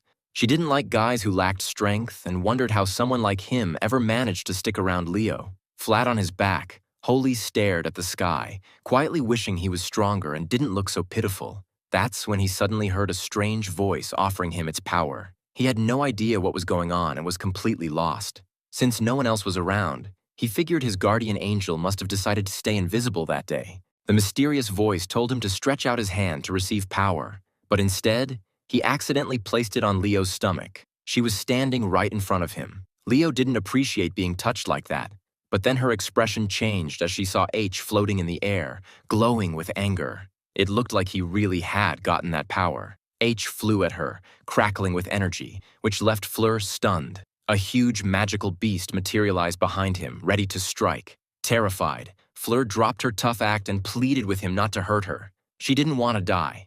All her earlier boldness vanished, and she gave up immediately. Holy's powers lit up the whole town, though he was still dazed by the sudden surge. In the end, he looked genuinely thankful that his real strength had finally awakened. Leo smiled proudly and nudged Fleur to admit her guy was on another level compared to everyone else. Fleur, completely impressed, ended up begging H to either marry her or just destroy her, whichever came first. Leo didn't like that idea one bit, but Holy could only stammer, "abs," which left neither of them satisfied. The next morning, Fleur showed up again, acting overly sweet. Holy couldn't figure out what she was up to and asked her directly. She claimed she only wanted to take a walk around town, though clearly he was more interested in why she'd shown up at his house at dawn. The truth? She had wandered in like a sleepwalker, driven by obsessive love. It was all too much for Holy, especially when she suddenly pulled out a collar with a chain and started undressing, clearly intending to wear it. She seriously expected him to make her his slave. Holy begged her to stop, especially since his little sister was asleep nearby and things could get very awkward. But Fleur didn't pick up on any signals. He finally had to tell her that he only had feelings for Leo and nothing could happen between them. Fleur wasn't even fazed by that. She actually thought it'd be more fun stealing someone from a committed relationship. Holy really needed a break. He knew she could be a handful, but she still wanted him to give their love a shot, or she'd drown in heartbreak. He finally took a stand and told her they could be friends, but nothing more. That should have set some clear boundaries. Unfortunately, Fleur kept stripping, now curious about their body compatibility. Har had to burst in and punch the crazed Fleur in the face to rescue her brother. Holy couldn't have been more grateful. Later, Leo and Holy went on a quest together and arrived at the spot where the demon was supposedly lurking. It was strange. The report hadn't described the demon as particularly violent, just unsettling to look at. Right then, a group of demons showed up, and they were in the middle of something very explicit. Even after spotting Leo and Holy, the demons didn't stop. Leo was furious at their shameless behavior and was ready to wipe them out on the spot. Meanwhile, one of the demons began sprouting what looked like a tentacle. Poor Holy, still innocent, assumed it was just that, a tentacle. He didn't realize it was anything but innocent. Leo, however, instantly understood and mentally short-circuited. Now Holy had to step in and deal with the situation himself. Right before he struck, one of the demons begged for mercy. Leo, at her limit, unleashed a monstrous slash that shook the ground and stopped the madness. That finally snapped the demons out of their mood, and they begged for their lives. Leo was left stunned, her face bright red, and even got a nosebleed. Maybe it was time she saw a doctor. Back in town, Leo waited impatiently for Holy. He'd never taken this long before, and she was starting to get worried. Thankfully, he showed up safe and sound, though he looked exhausted. He apologized for making her wait so long. He definitely took his time. But instead of finding Hoy, Leo ended up staring at a girl standing in front of her. It turned out that Hoy had accidentally turned into a girl after Hure asked him to make a beauty potion. The potion backfired, and when he tested it, the effect turned out way too strong. He ended up completely transformed. He assumed the effect would wear off eventually. Still, it was a weird experience, especially because a bunch of men had tried hitting on him while he was walking through town. He managed to handle them, but there was no denying that girl Hoy was suddenly really popular. Leo's heart started racing when she saw him like that. His naturally cute face made him an absolutely beautiful girl. She had to keep reminding herself that he was still the same abs-obsessed Hoy, but then he tripped and fell on her, and her hand landed right on his chest. The awkwardness skyrocketed. Leo had to tell him not to let anyone else get that close, at least until he turned back into a man. She didn't even understand her own feelings. Why was she acting like a jealous boyfriend? Still stuck in his girl form, Hoy joined Leo on a goblin hunting quest. He thought it would be simple, but they really shouldn't have let their guard down. He was trying to adjust to his new body, while Leo just kept getting flustered by how adorable he looked. Somehow he had turned into this cheerful, strong country girl, and it was messing with Leo's head. Suddenly, Hoy warned her about a monster behind her. She spun around and sliced it down immediately, but not before it bit her. Almost instantly, her body began to heat up. It was a desire mushroom monster. Overwhelmed by the heat, she began stripping and moved closer to Leo, passionately declaring her love. Right at that moment, she transformed back into his male form, with his shirt still hanging open. Leo let out an uncontrollable sigh. Hoy looked puzzled, but the way she sighed made it sound like she was disappointed they didn't go any further. Later, Holy took Helga along on a quest. There had been more high-tier monsters lately, and having her around helped him stay calm. Helga wasn't sure about it at first. She didn't want to annoy him. Leo was off training alone, and Holy was also looking for potion ingredients. That helped put Helga at ease. She was even excited to finally go questing with a friend. For the first time, she called him by name. It meant more than most would guess. She usually fought solo. She began thinking of fun ways to bond, maybe high fives after defeating enemies or striking cool poses. The sight of her trying so hard made Holy feel for her, so he invited her to join him and the others whenever she had time. He even promised to tag along on her next quest. Hearing that made Helga tear up with joy. Suddenly, a loud roar echoed nearby. A troll appeared. Holy smiled, but Helga unexpectedly gave a cute cheer. Holy thought it was ridiculous timing, but before he could finish the thought, Helga charged in and took down the monster in seconds. It was incredible. She wanted to believe it was teamwork, though, and Holy didn't argue. She high-fived him right after, keeping her promise. He found it weird, but also kind of nice. They both got soaked in troll blood, and Holy felt gross. Luckily, he remembered a watering hole nearby and suggested they clean up. They took turns, and Helga went first while he kept watch. While showering, she cooled down but also felt embarrassed about acting so weird, especially the high-five thing. She worried he might start hating her. Then she heard him scream. Without thinking, she ran to help and found him surrounded by trolls. They were probably allies of the one she had just defeated. She wasn't going to let them hurt him. That's when she realized she had forgotten to put on her clothes. Still, Holy spotted her at the perfect moment and silently thanked the heavens that she'd shown up. Then Holy spotted Helga's abs, shiny, defined, and mesmerizing. He couldn't stop staring. Embarrassed and panicking, Helga tackled him to knock him out before he said anything more. While he was unconscious, she took down one troll after another, all while stunning him again whenever he stirred. Once the fight was over and she had managed to put on some clothes, Holy finally woke up, confused but smiling. He couldn't remember much, except for a vague impression of something amazing. As expected, his obsession with abs remained unchecked. Helga thought about apologizing for knocking him out multiple times but decided to stay quiet instead. On their way back, Holy thanked her for doing a good job and was happy that he also managed to gather the herbs he needed. Helga shyly asked if they could quest together again, and Holy agreed, ending the day on a warm note. Later, Holy met Leo, who was supposed to be busy. He told her about the quest with Helga, and her reaction was instant, green with jealousy. Though she tried to play it cool and claimed she just wanted a calm chat, her tone said otherwise. She insisted she wasn't mad, but accused the berserk blade of trying to provoke her. Then, turning to Helga, she asked bluntly what her intentions were with Holy. Holy, caught in the middle of his two favorite people fighting, didn't know what to do. Helga blurted out that Holy was her friend, and he felt genuinely happy to hear her say it out loud. Helga continued, saying she wanted to invite him on quests because she enjoyed talking to him, and the high fives made her feel included. But the way she said it sounded a lot like a confession, so Holy had to cut her off before it went too far. Before the awkwardness could grow, Leo angrily demanded a high five of her own. She'd never received one from Holy. He tried to explain the situation, but it was clear Leo didn't want anything but that symbolic slap of the hand. Eventually, after some chaos, they all calmed down and cleared up the misunderstanding. Meanwhile, Irmgard reappeared in front of Leo, declaring that she was finally ready to defeat the sacred sword. Suddenly, her obsessive admirer appeared again. Apparently, he had some uncanny sixth sense for tracking her. As expected, Irmgard turned bright red and tried to escape, but he blocked her path. This time, Irmgard wasn't having it. She scolded him, saying empty words meant nothing. There was a clear barrier between humans and demons, and love between their kinds was forbidden. She demanded he prove himself by cutting ties with humanity. In response, he revealed horns growing from his head. Shockingly, he had already turned into a demon through forbidden runes and by consuming demon meat.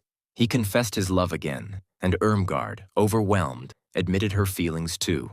But before she could process it all, she flew off to clear her head, leaving Holy and Leo behind with the smitten fool. Holy reflected on how dumb they must look, watching that love-crazed couple in action. Back at home, Fry returned to find a treasure chest in the living room, assuming it was a gift from her brother. Instead, out popped Fleur, nearly naked and decorated with ribbons, declaring it a gift of love. Horrified, Fry began punching Fleur for trying to pounce on Holy again. Fleur tried to reason with her, claiming she was Holy's slave of love, which left Fry speechless. When Fry threatened to call the palace guards, Fleur smugly revealed that she was the palace guard, an imperial knight at the very top. Fry, despairing at the broken state of the world, took matters into her own hands. She attacked again, but Fleur dodged her this time. Fry responded with a powerful kick to protect her brother's chastity. Just then, Holy walked in to see Fleur riding on Eirai's shoulders, clearly mid-beatdown. Fleur, slightly impressed, admitted Eirai was strong, and Eirai begrudgingly returned the compliment, saying it was the first time she'd needed to use her special move. Somehow, through fists and chaos, the two women came to understand each other just a little more. Later, Leo stormed into Sorella's place, furious that Holy hadn't told her his birthday was tomorrow. Sorella, amused, remarked that there was finally some real progress between those two. She was glad, because the slow-burn romance had started getting painfully boring. Now she was on a mission to find the perfect gift for him. She brought out a sword as a possible gift. It was the same one she had as a kid and used to fight off some monsters. The whole idea was a bit too much for Sorella to handle. She thought giving a gift covered in her blood was pretty dumb. She wanted to stop it and started showing some better gift options since Leo clearly didn't get the subtleties of relationships. Leo wasn't ready to listen until Sorella told her that dark elves lived for a long time and that she was already 100 years old. She gave Leo a serious look, telling her to pay attention and not give such foolish gifts to Holy. Luckily, Leo agreed to listen because she was worried about Holy's health. Then Sorella went on to explain that their target was a mischief mole, not a huge threat, but it could pull anyone down if they weren't careful. Leo seemed a bit careless, and Holy ended up pulling her up from the ground more than once. It was obvious her mind wasn't really in the quest. When Leo denied being distracted, Holy didn't believe her because she looked unstable. The real reason for Leo's carelessness came out. She was nervous about giving Holy a gift. She dangled a necklace in front of him that looked just like the one he gave her. She rambled about Sel's advice, making sure Holy knew it wasn't her idea to get a matching accessory. She clearly didn't want to admit her feelings. Holy was really happy with the gift until they suddenly remembered the mole. Leo got pulled into the ground again, showing she really needed to stop daydreaming. Were Helga and Holy really going to start going on quests together? Holy started gushing over the necklace his beloved Miss Leo had given him, but she stayed calm and told him to focus. He excused himself, saying nature was calling, and found a quiet spot in the forest. To his horror, he looked up and saw his obsessed lover, Fleur. She grinned cruelly and told him to go ahead. Holy immediately tried to cover up, but Fleur blamed him for trying to seduce her. She made a move on him, and as he backed away, he lost his footing and hit his head on a tree trunk. When he woke up, he was shocked to see Fleur's aroused eyes staring at him while her semi-clad body was pressed close. She tried to convince him they had done more than just meet, but Holy quickly denied it, saying he would never do such a thing. Fleur wasn't the only one who expected an answer. She tried again to force herself on Holy, but by then he had already escaped. Too embarrassed to explain what really happened, Holy stayed silent about the incident in front of Leo and just asked her to keep going. Leo looked at him with awe and admiration, thinking he had just fought a fierce beast, which explained why he looked so messy. Poor innocent Leo. If only she knew the truth. After completing another quest, Holy and Leo headed home, talking about the fight.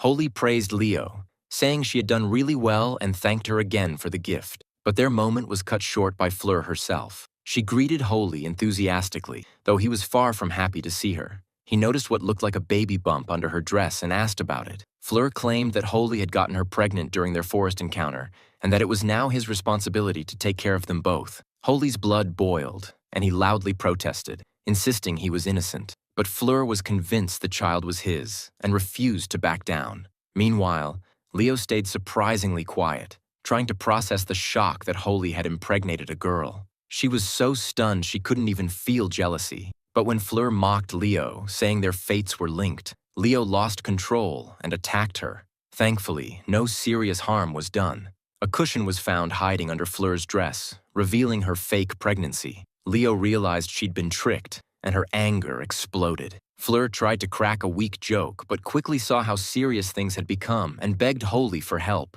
Holy knew she'd caused this mess and wisely stayed out of it. Blood dripped from a female demon's chin as she tried to escape on wings, nursing a wound. Fear showed in her eyes as she glanced back at her opponent, who looked barely tired. Metal claws were attached to the attacker's body, her chosen weapon. She taunted the demon, saying she expected a tougher fight from someone rumored to be as strong as the Sacred Sword, which was Leo's title.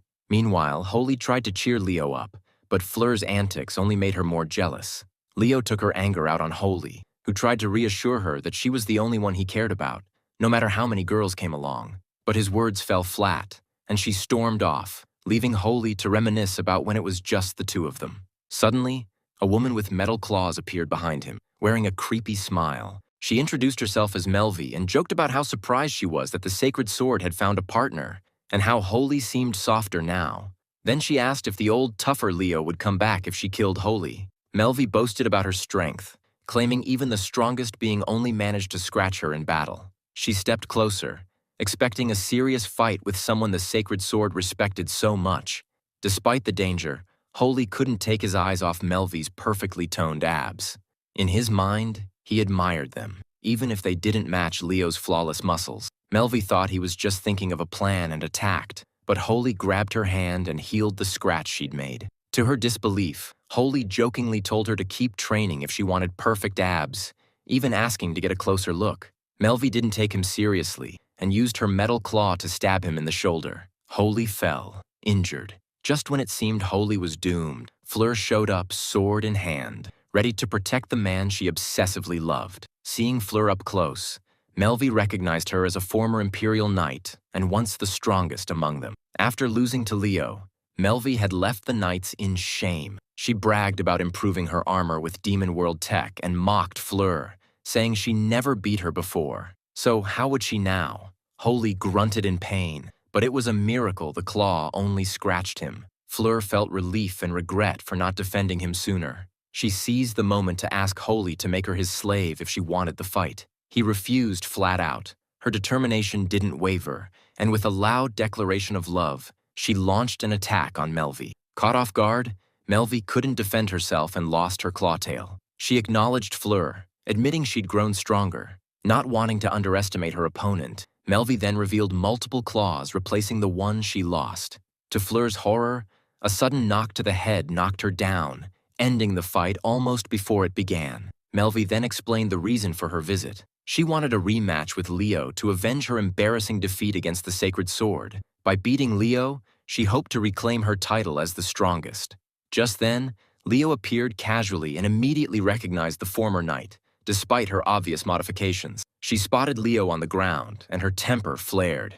"How dare this arrogant, morally bankrupt creature even think of hurting my partner?" she snapped. Adding fuel to the fire, Melvi knocked Holy, calling him one of the weakest and most pathetic opponents she'd ever faced.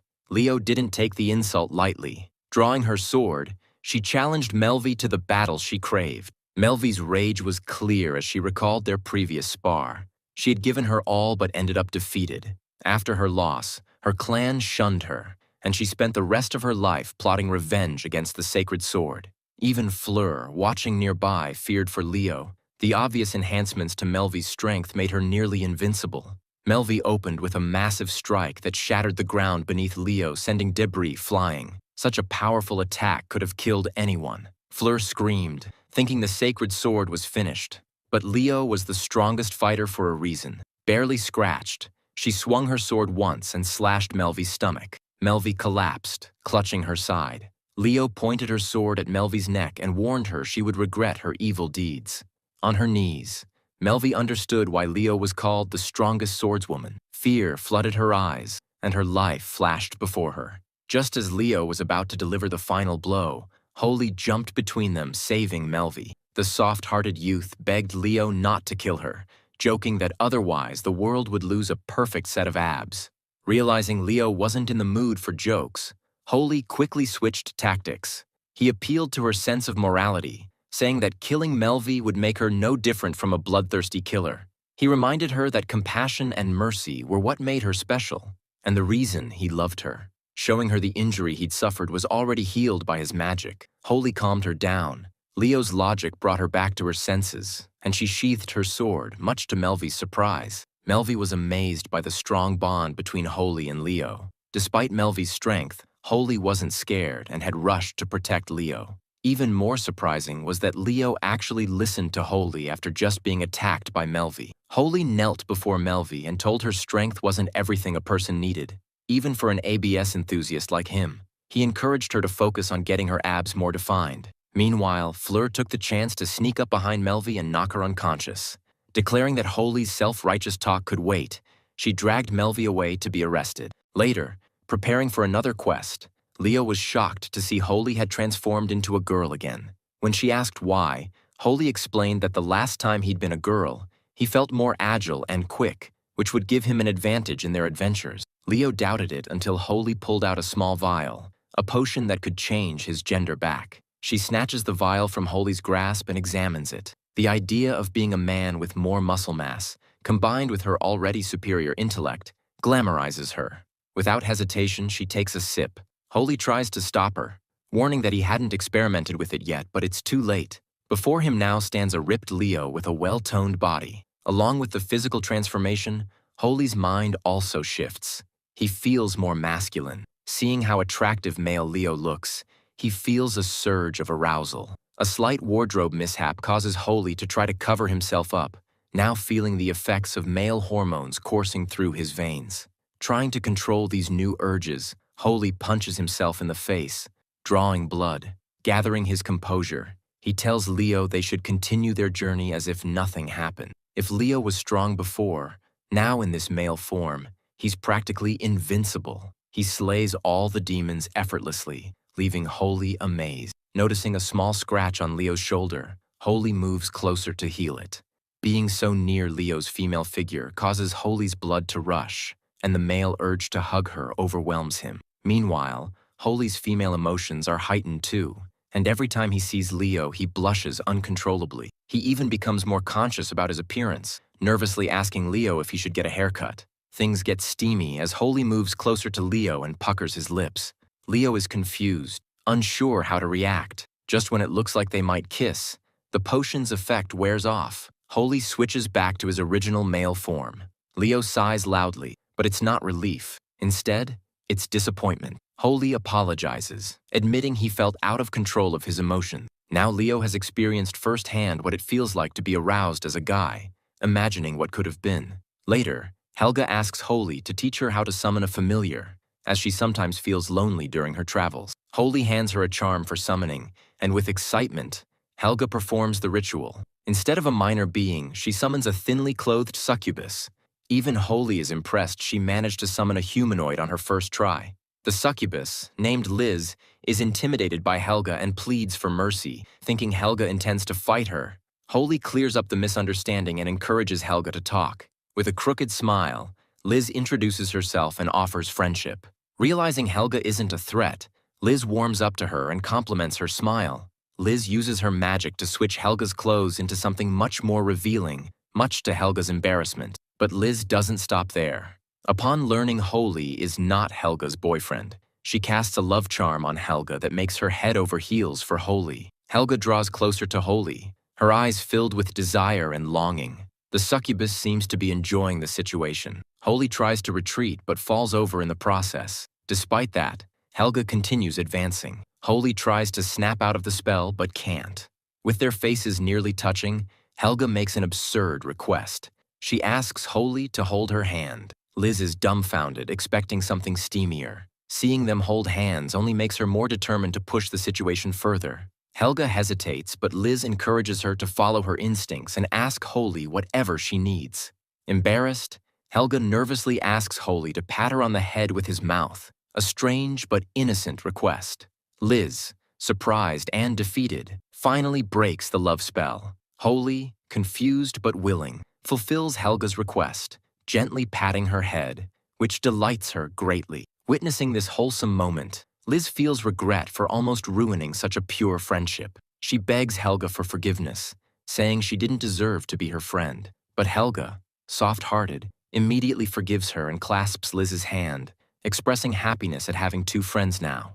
Barely awake, Holy is suddenly abducted by Fleur and taken to her villa. There, she ties his hands and begins making a move on him. Heart pounding, Holy tries to distract her by asking why she's acting this way. Since all's fair in love and war doesn't seem to explain this madness, Fleur reminds him of the battle with Malvi and how she risked herself to save him, making it clear she expects something in return. Holy gratefully accepts that she saved him but firmly refuses to get physical with her, instead taking all the blame for his awkwardness.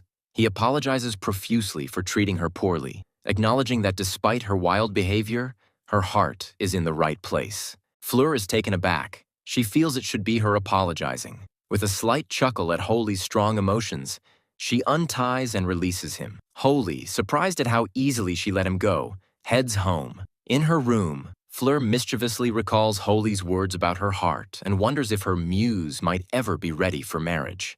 Later, Holy perks up when Leo tells him about the grand tournament, held annually around this time. Holy asks if Leo will participate again. She says she has no choice. Having won the tournament consecutively, her place is already reserved. Holy reads the leaflet and is stunned by the prize money, enough to buy a mansion. But when he flips it over, he's left speechless. The winner gets a chance to conduct a marriage meeting with none other than the sacred sword herself, Leo. It's a once-in-a-lifetime opportunity. Leo brushes it off, saying it's just a trick by the king to attract participants. The tournament day arrives. Leo watches from the galleries as fighters battle toward the finals. King Filio III arrives and greets Leo, who respectfully kneels. The king asks why she looks so serious, and she explains she's cautious, not taking any opponent lightly. But King Filio has more pressing questions. Has she found a man to marry yet? Leo blushes, thinking of Holy, but quickly pushes the thought away. Suddenly, an A-class adventurer appears from the tunnel, looking fierce and bloodthirsty. On the other side is none other than Holy Dent himself. A chill runs down Leo's spine. With wide eyes, she shouts in shock. The king, taken aback, asks if something is wrong.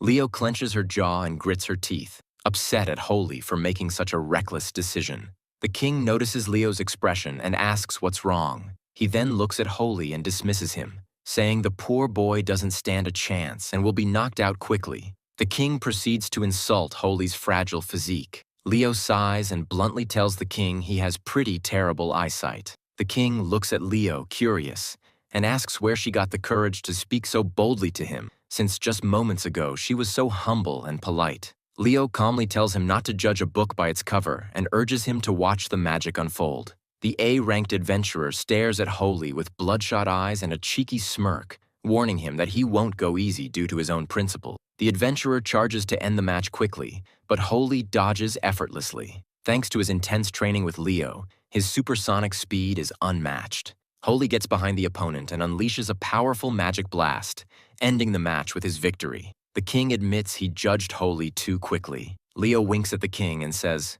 "Told you so." King Filio, surprised to see Leo so relaxed and carefree, reflects that he's never seen this side of the sacred sword before. Leo herself struggles to contain her emotions, angry at Holy for entering the dangerous tournament without telling her, and amazed that he so easily defeated an A-class adventurer. She goes downstairs where the other competitors are waiting, but holds herself back from entering, knowing her presence could cause chaos. Instead, she peeks through the wooden gate bars and sees all the female fighters gathered around Holy, congratulating him on his performance. None of them expected him to have what it takes to defeat his opponent. Holy, ever humble, brushes off the compliments, saying it was nothing special. But Leo watches in surprise as everyone dotes on him like crazy. One participant asks why Holy chose to compete now when he hadn't in the past. They assume it's for the huge cash prize. Holy disagrees. He says he's not after the money, but the other prize, the chance to have a marriage meeting with the sacred sword herself. Everyone wonders if he's lost his mind or took a hit to the head during the fight. Holy clarifies again that it's his love for Miss Leo that motivates him, making her heart race as she eavesdrops. The guys and girls laugh, teasing what he could possibly see in her. Holy starts listing Leo's perfectly shaped abs and later praises her personality. The abs comment is overheard by a girl named Randa, who silently tiptoes over like a cat and asks if her abs are better. She takes his hand and lets him feel her abs.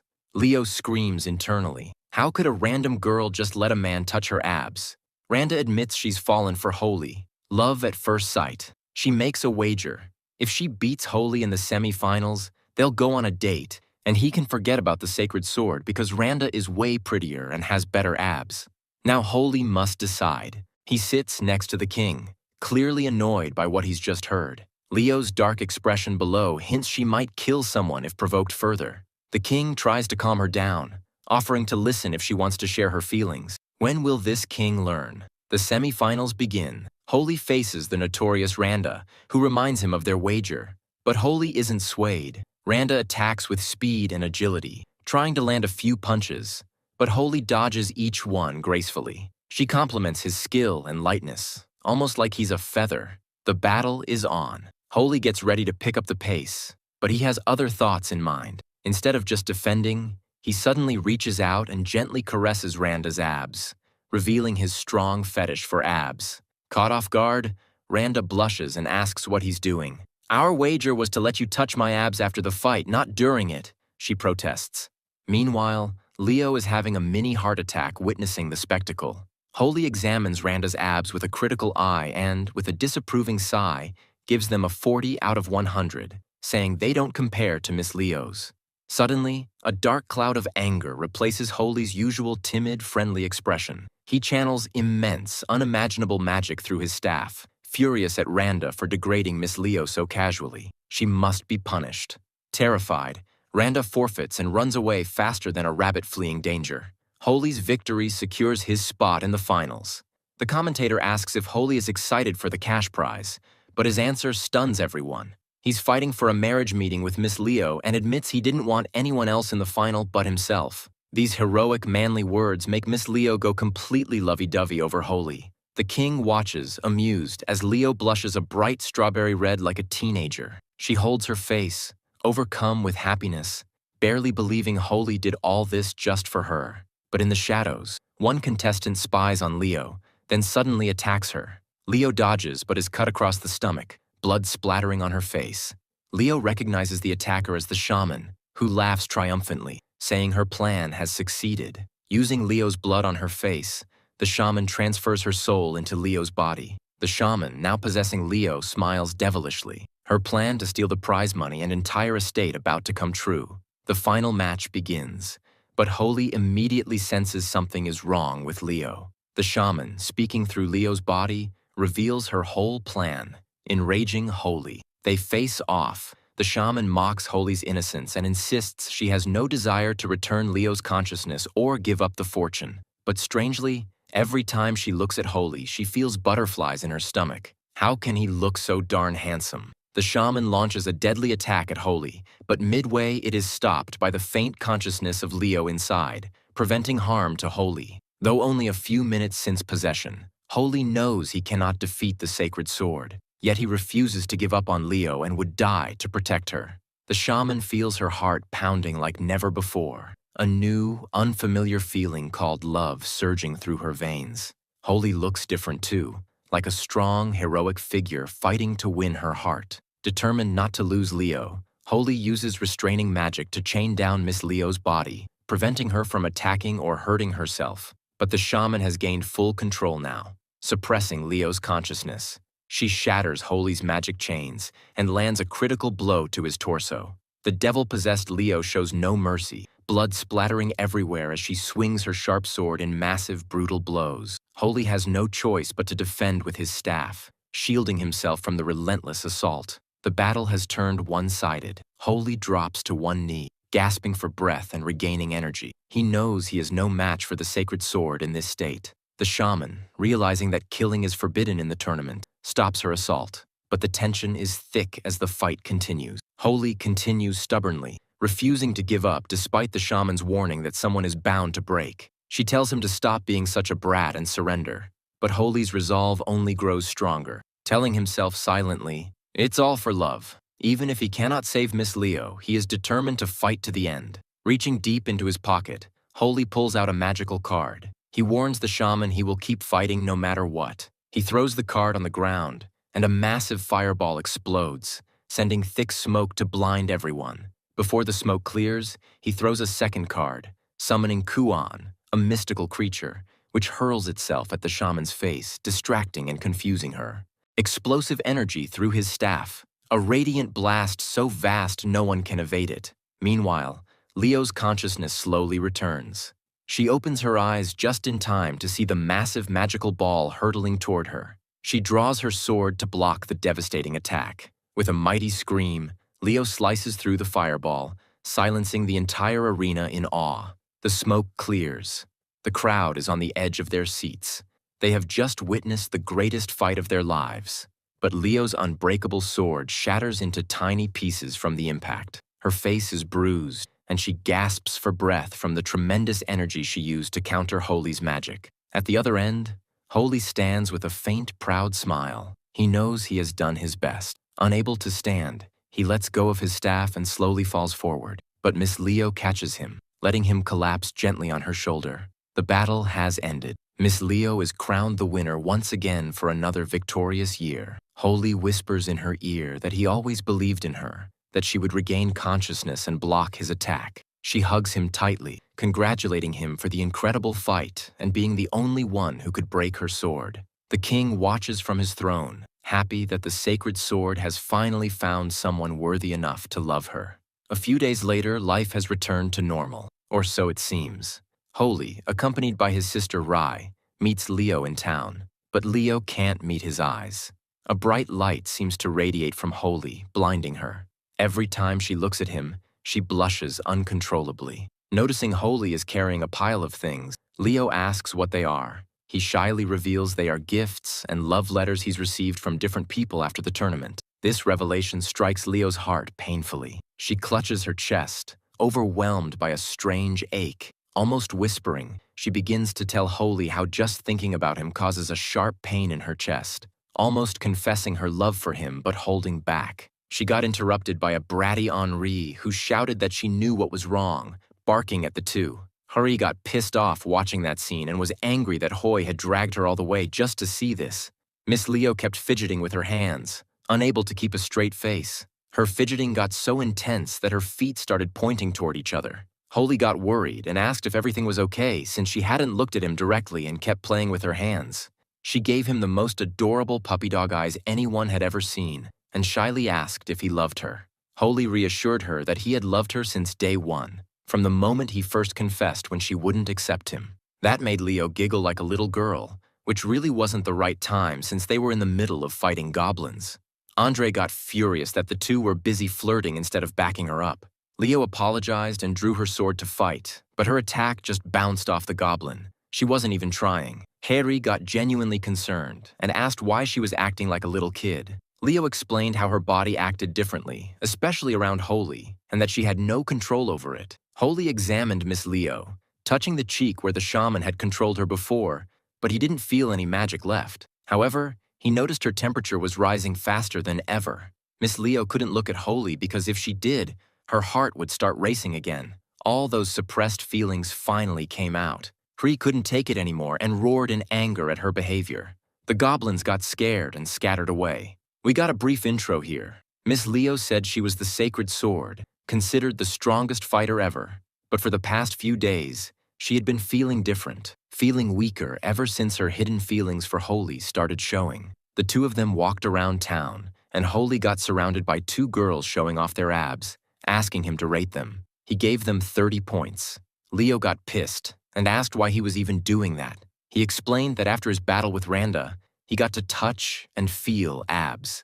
She glared at him and demanded that he touch her abs now, to remind him who had the best ones. Then Holy got greeted by Fleur, who surprisingly wasn't trying to kidnap him this time. He asked why she was here, and she unbuttoned her shirt to show her perfectly toned abs. This made him blush. She asked him to rate them, and she gave herself 80 points after he felt them. Seizing the moment, Holy sneaks closer and gently caresses Leo's ABS, exactly what he had been hoping for. A sudden burst of energy surges through him, transforming Holy into a sage. His hair electrifies, his clothes float in midair, and his staff glows with the power of 1,000 suns. He repeats, abs, abs, abs, like a mantra. The shaman stares in disbelief. This power is unlike anything she has ever seen. Was this Holy's secret weapon saved just for the final fight? Holy aims his staff at her, and the tension builds. The shaman realizes she's about to be wiped off the face of the universe. Even the sacred sword cannot block an attack of this magnitude. She tries to dodge, but fear freezes her feet to the ground. The glowing orb on Holy's staff swells bigger and bigger as he chants, abs, abs, abs, relentlessly, seemingly losing all sense of time and place. Then Holy releases the their little moment got interrupted by his teacher, Master Harriet, who asked if Fleur was his lover. Fleur lied and said yes. Master Harriet told Holy she had to take matters into her own hands and kill Fleur for his own good. Holy's master didn't listen to him trying to defend Fleur. She told him to back off while she did what she thought was necessary. Knowing Holy would interfere, she used magic to restrain him, tying him up so he wouldn't get in the way. Then she shot an arrow at Fleur's heart, an arrow of perjury. The arrow hit the target, but Fleur didn't feel any pain. Holy muffled some words through the ropes, clearly alarmed at what his master had done or was planning. She explained the arrow's purpose. It forced Fleur to only speak the truth. If she lied, the arrow would kill her instantly. Master Harriet talked about how she traveled from a faraway land to meet Holy, completely unaware of his relationship. Pointing her bow at Fleur, she asked if she loved Holy. Fleur's cheeks flushed, and she shyly admitted she did. Master Harriet smirked because it wasn't a lie and demanded proof of her love. Fleur screamed that she tasted Holy every day. Then things got weird. Fleur emphasized how drunk she was in love with his scent, and how, after kidnapping him and smelling his scarf daily, she wished her body would be ready for Holy when the time came. Master Harriet was lost for words, staring blankly at the floor, asking Holy what was wrong with this woman. Fleur was happy she got to express all her feelings, and after Holy got released from the bonds, He realized clearly that Fleur wasn't the woman he was madly in love with. Holy said Fleur was just a friend. His master sighed in relief, glad that Holy's terrible choices didn't involve being in a relationship with the crazy girl. She tried to force him to reveal who his lover was, but Holy kept quiet, knowing she'd just go kill the girl. Standing up to her wasn't an option. His master angrily used magic on him to re-educate him again. A flash of magic surged through Holy's body, making him scream in pain before smoke covered him. Fleur was horrified when the smoke cleared, and she saw little Holy, about 12 years old. His master picked him up and gave the biggest, most adorable hug Fleur had ever imagined. She played with his cheeks and couldn't help but feel a baby fever. After cuddling, she planned to take young Holy far away so he could never come back and exhaust his magic powers. Fleur tried to stop her, but she was too strong and tied Fleur up with restraining magic. They moved a few meters ahead and bumped into Leo, who turned around and instantly recognized baby Holy. Harriet, Holy's master, stared at Leo with hatred, furious that someone like her was blocking their way home. Leo didn't know what was going on, but heard Fleur scream from the ground, tied up, warning that the woman was trying to kidnap Holy as a child. Leo drew her sword, ready to fight. She wasn't about to let this witch take her precious Holy away, especially since he looked so adorable and lovable. Harriet prepared for battle, magical energy filling the air as she readied herself to protect baby Holy with her life. The sacred sword was surprised by the magic and wondered who Harriet was and what her problem was. Before they could clash, baby Holy tugged on Harriet's cloak and whispered to her. In his childish voice, he said that whenever he saw Leo's abs, he got butterflies in his stomach. Harriet was shocked, noticing that even as a kid, Holy's face was extra red and embarrassed. Apparently, he had a childhood crush on well-defined abs. Alarmed, Harriet asked if Leo was the woman Holy had fallen in love with at first sight. Holy fidgeted and tried to say no, but it was clear he loved her. The sacred sword knelt down and, in a beautiful, loving way, called Holy over so she could pat his head. Harriet tried to stop Holy, but he wouldn't say no, especially to a beautiful knight with perfect abs. He ran to her joyfully, happiness shining in his eyes. Leo grabbed him like he was her own child and named him Holy Cornelia from that moment on. Harriet fell to the ground defeated. She knew she couldn't control Holy anymore. The two lovers cuddled openly, but the scene looked more like a mother and son reunion. Harriet realized she had no choice but to turn Holy back to normal. But she stopped when she saw baby Holy get down from the hug and start caressing Leo's abs. He stared at her abs like he was in another world. Suddenly, Holy's magic surged to a level even his master couldn't control. She tried to restrain him again, but it was useless. Holy wasn't going to be stopped when it came to being with his lover and her perfect abs. Harriet was still trying to understand the sudden boost in his power, which now exceeded her own. She knew that if she got in his way, she'd be destroyed. Then Leo jumped in to save Holy, charging at him. She'd done this before and knew exactly how to calm his rage. Harriet yelled for Leo to get out of the way if she didn't want to be destroyed, but Leo ignored the warning. She hugged little Holy and spoke softly, reassuring him that she was there. That calmed him, and he stopped his powers. Harriet was shocked. Despite all her magical skills, she couldn't get close to him at all. But Leo did it in seconds. For Holy's sake, she knew she had been defeated and tipped her hat toward Leo, calling her Ho's mama before leaving the scene. Harriet was defeated. Little Holy and Leo went to the public bath to relax and clean up after the exhausting fight. Leo washed Holy like a caring mother, gently asking if his arm was okay. Holy, like a happy child with his favorite toy, assured her it didn't hurt at all. They got into the bath to soak away their sweat. Harriet was already there, naked, staring at Leo with judgmental eyes. Leo, clearly annoyed, stopped her from touching her child. Her motherly instincts were kicking in hard. Harriet decided to let them be together for now and not try to steal Holy away, but she wanted to watch a little while she was in town. She asked Leo, since it was obvious she loved Holy, whether she had proposed to him yet.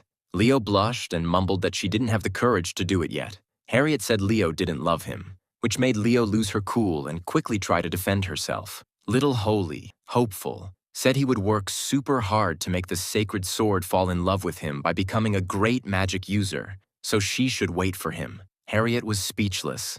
She rested her elbow on the edge of the hot bath like a caring teacher and watched Holy, knowing he'd always been stubborn. Everyone had forgotten about Fleur, who was still tied up by Harriet's magic, lying somewhere on the ground in town. Holy hadn't changed back to his original age and was stuck as a child. Harriet told him he'd revert to his true self any day now, but in the meantime, as a child, he couldn't help Leo on their quest, so she canceled their plans for the day. Fleur escaped her chains and found a new purpose, not kidnapping Holy this time. She called out to Leo and Holy, saying the king had summoned them urgently to the royal court. They arrived at the grand castle, and the king greeted Leo warmly, smiling. His eyes popped out when he saw her holding a little boy's hand. He assumed she had given birth to her first child so quickly. Even more surprising was that she hadn't come to him for blessings or guidance for marriage. He wondered how he'd explain to her father that his daughter was pregnant before marriage. Leo wasn't in the mood to joke around. She explained the child was holy, transformed by a witch. She left out the details. The king worried they wouldn't be able to do the task he had in mind. Leo asked for clarity, and the king led them to the court, where two others awaited: the neighboring country's strongest knight, Diana Aldred, and the Grand Mage, Calvin Hazel D. The knight looked very beautiful, and Leo hoped she wouldn't fall in love with Holy like all the other women who had. The king wanted his toughest fighters to face off against the neighboring kingdom's strongest. Leo was confused why, especially now. She looked at the king tiredly and said he was doing whatever he wanted again without asking if she wanted to duel. The king apologized but didn't withdraw his order. He insisted the fight was necessary to show the kingdom's power. Diana greeted the sacred sword politely and asked if Leo could lend her some time for a duel. Leo had no choice but to accept the king's orders. Diana looked at Holy with disdain, feeling insulted that they sent a tiny brat to face her. Calvin laughed at Leo, mocking her weakness and the fact that she was accompanied by a child, saying it would be an easy win. Leo couldn't take the disrespect and said she'd been quiet for too long. Before she could finish, little Holy charged at them, telling them not to mock Leo, his Oni-chan, and that as her party member he'd take them both on. Diana grabbed him by the collar. The tension escalates quickly as Diana calls Holy a nuisance. The sacred sword, like a lightning bolt, swiftly draws her blade and slashes the air near Diana, shredding some of her hair. How dare she treat Holy like that? In that moment, Holy's magic control snaps, breaking the spell that kept him as a child. He instantly returns to his original age, but his clothes tear off in the process, revealing his spectacle staff down below. Leo, Diana, the king, and nearly everyone in the court are left utterly speechless by the sight of a naked Holy. This unexpected unveiling causes a serious disturbance in the castle courtyard.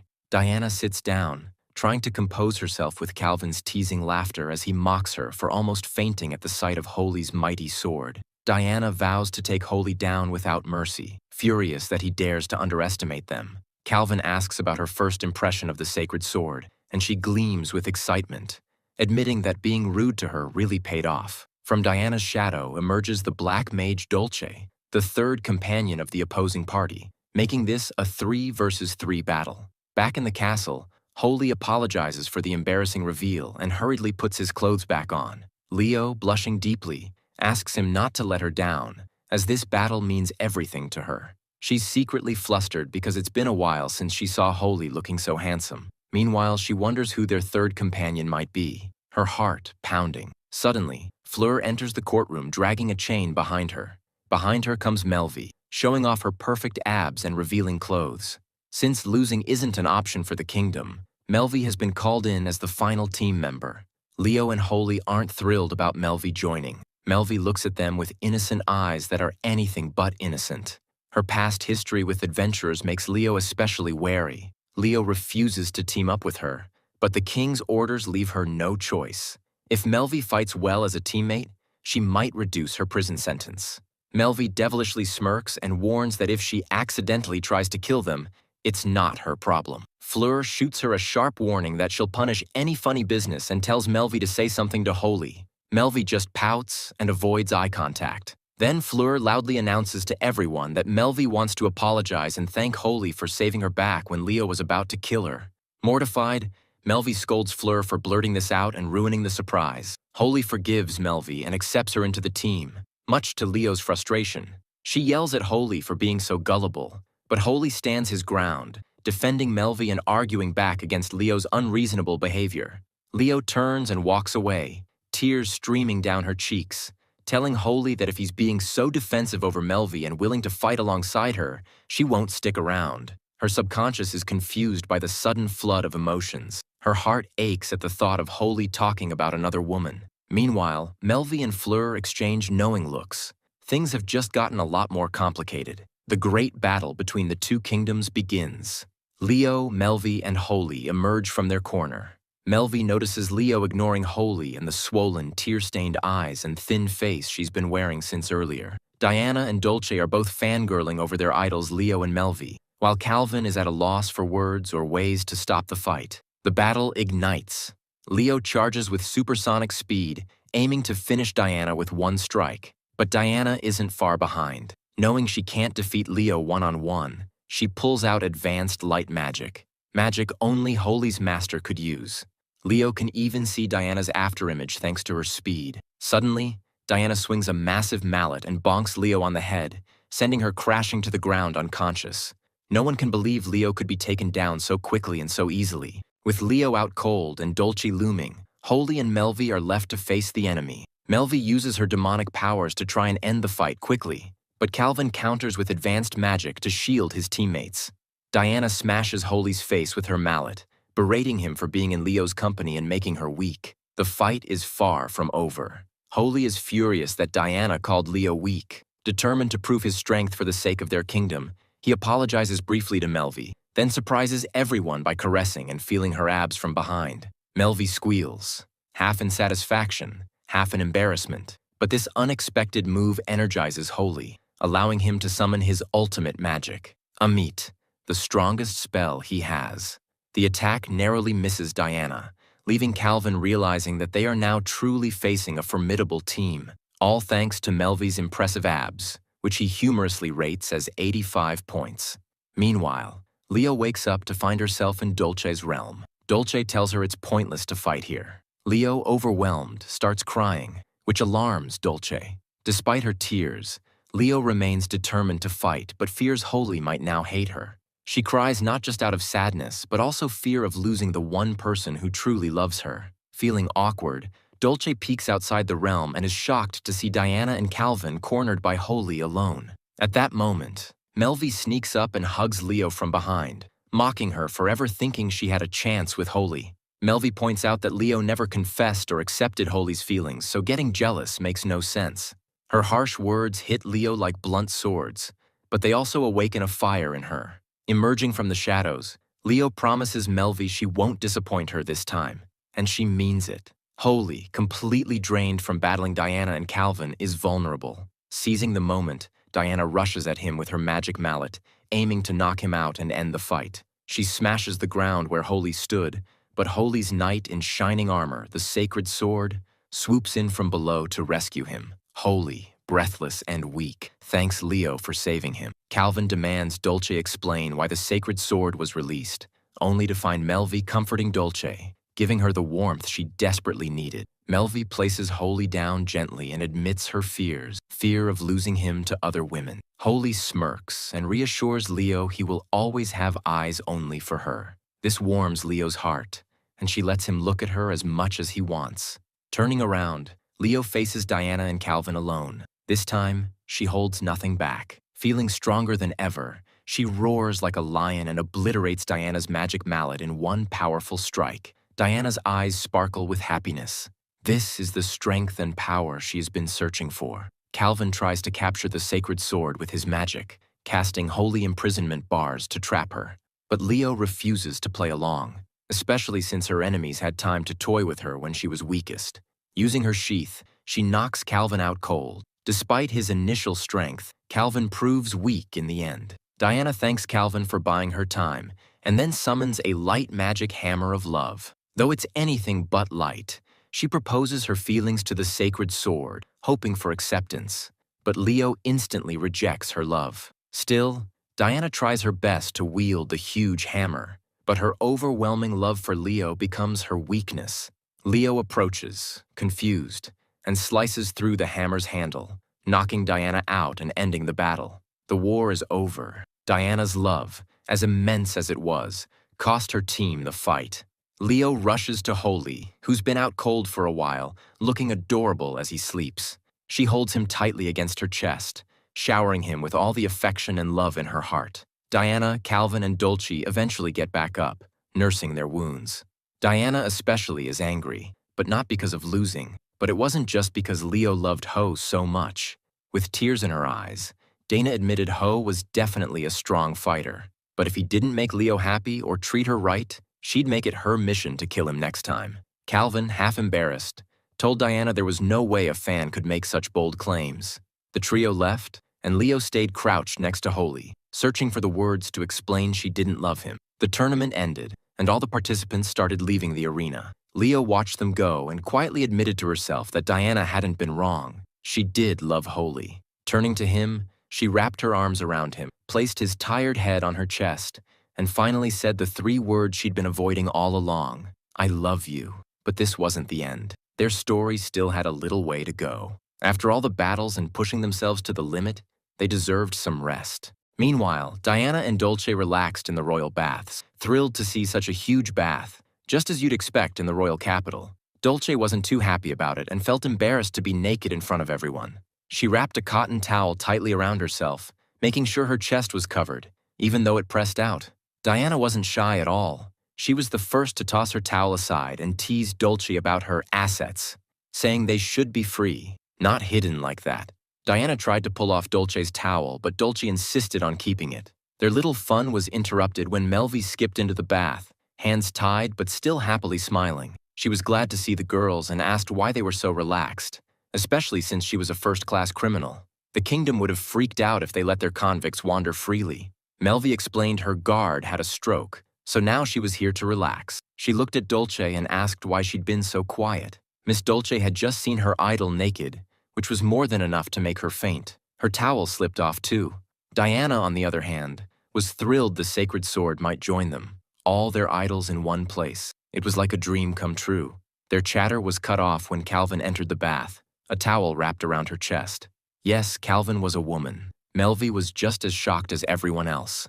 Several days after the face-off between the 2 kings, a notorious match where Holy, Leo, and Melvi had won, the town went crazy for Holy. Crowds lined up to get his autograph or ask to be his student. Some even came just to have him rate their abs, which overwhelmed the magic user. From the crowd stepped a beautiful maiden dressed in a delicate gown. She greeted Holy with a smile like they'd been old friends.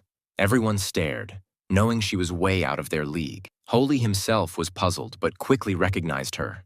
When the name Berserk Blade was mentioned, everyone scrambled away in fear. The terror they felt was shocking. Lisa, the succubus who had appeared earlier, popped out and thanked everyone for helping transform her master. She'd seen Helga's potential and gave her womanly abilities, turning Helga into a confident, changed woman. A mischievous sparkle shone in Lisa's eyes as she shared a secret with Holy, a hidden place no one knew about. Holy asked about it, which led Lisa to lift Helga's skirt and reveal numbers written on her inner thighs. Helga blushed and asked Lisa what the heck she was doing. It was supposed to be a joke, but Lisa kept pushing Holy to say if Helga had become sexier.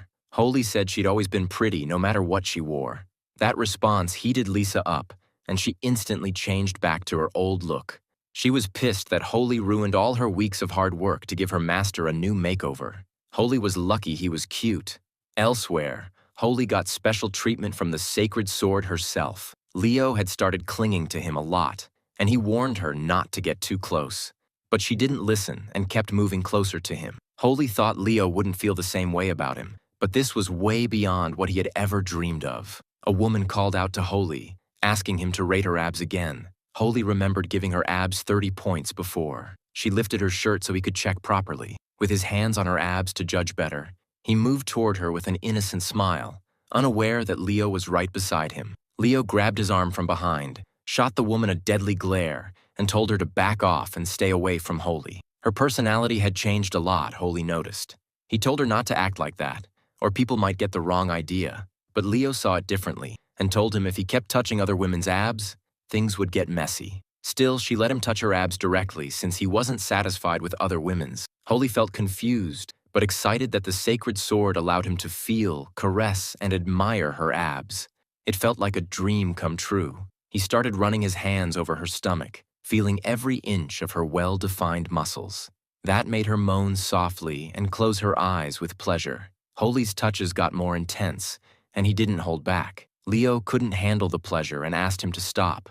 All the touching was too much for her. Suddenly, an angry voice shouted, demanding to know what they were doing in the middle of the street. Leo turned around, recognizing the voice and the anger. It was her father. Fear took over her body, and she knew she was in big trouble. Her father's fierce presence sent chills down her spine. He demanded an explanation for the strange scene he had just seen. Was this perverted young man fondling her stomach? Had she been corrupted? Leo denied it, terrified. Then her father realized what was really happening. Holy was just fondling her abs. Leo explained Holy had a thing for abs, and other women in town had been asking him to touch theirs. To stop him, she let him touch hers instead. Her father slapped her sharply and told her to stop being stupid and pathetic. He hadn't trained her to be a fine swordsman just to fool around with men. Since hearing about her tournament victory, he thought she'd gotten wiser. But this scene disappointed him. Raising his hand to teach her a lesson she had forgotten, he was suddenly stopped. Holy grabbed his hand and turned to face him. They locked eyes. Her father admitted he'd heard rumors about Holy's tournament performance, and that people were even calling him the strongest magic user ever. But if Holy messed with him, he'd pay dearly. Holy's power surged, and he kept muttering, "Abs, abs, abs," under his breath. His energy grew tenfold. Her father backed off, confused. Leo explained that after touching her stomach, Holy could only say abs repeatedly. Deep down, she was thrilled her lover stood up for her.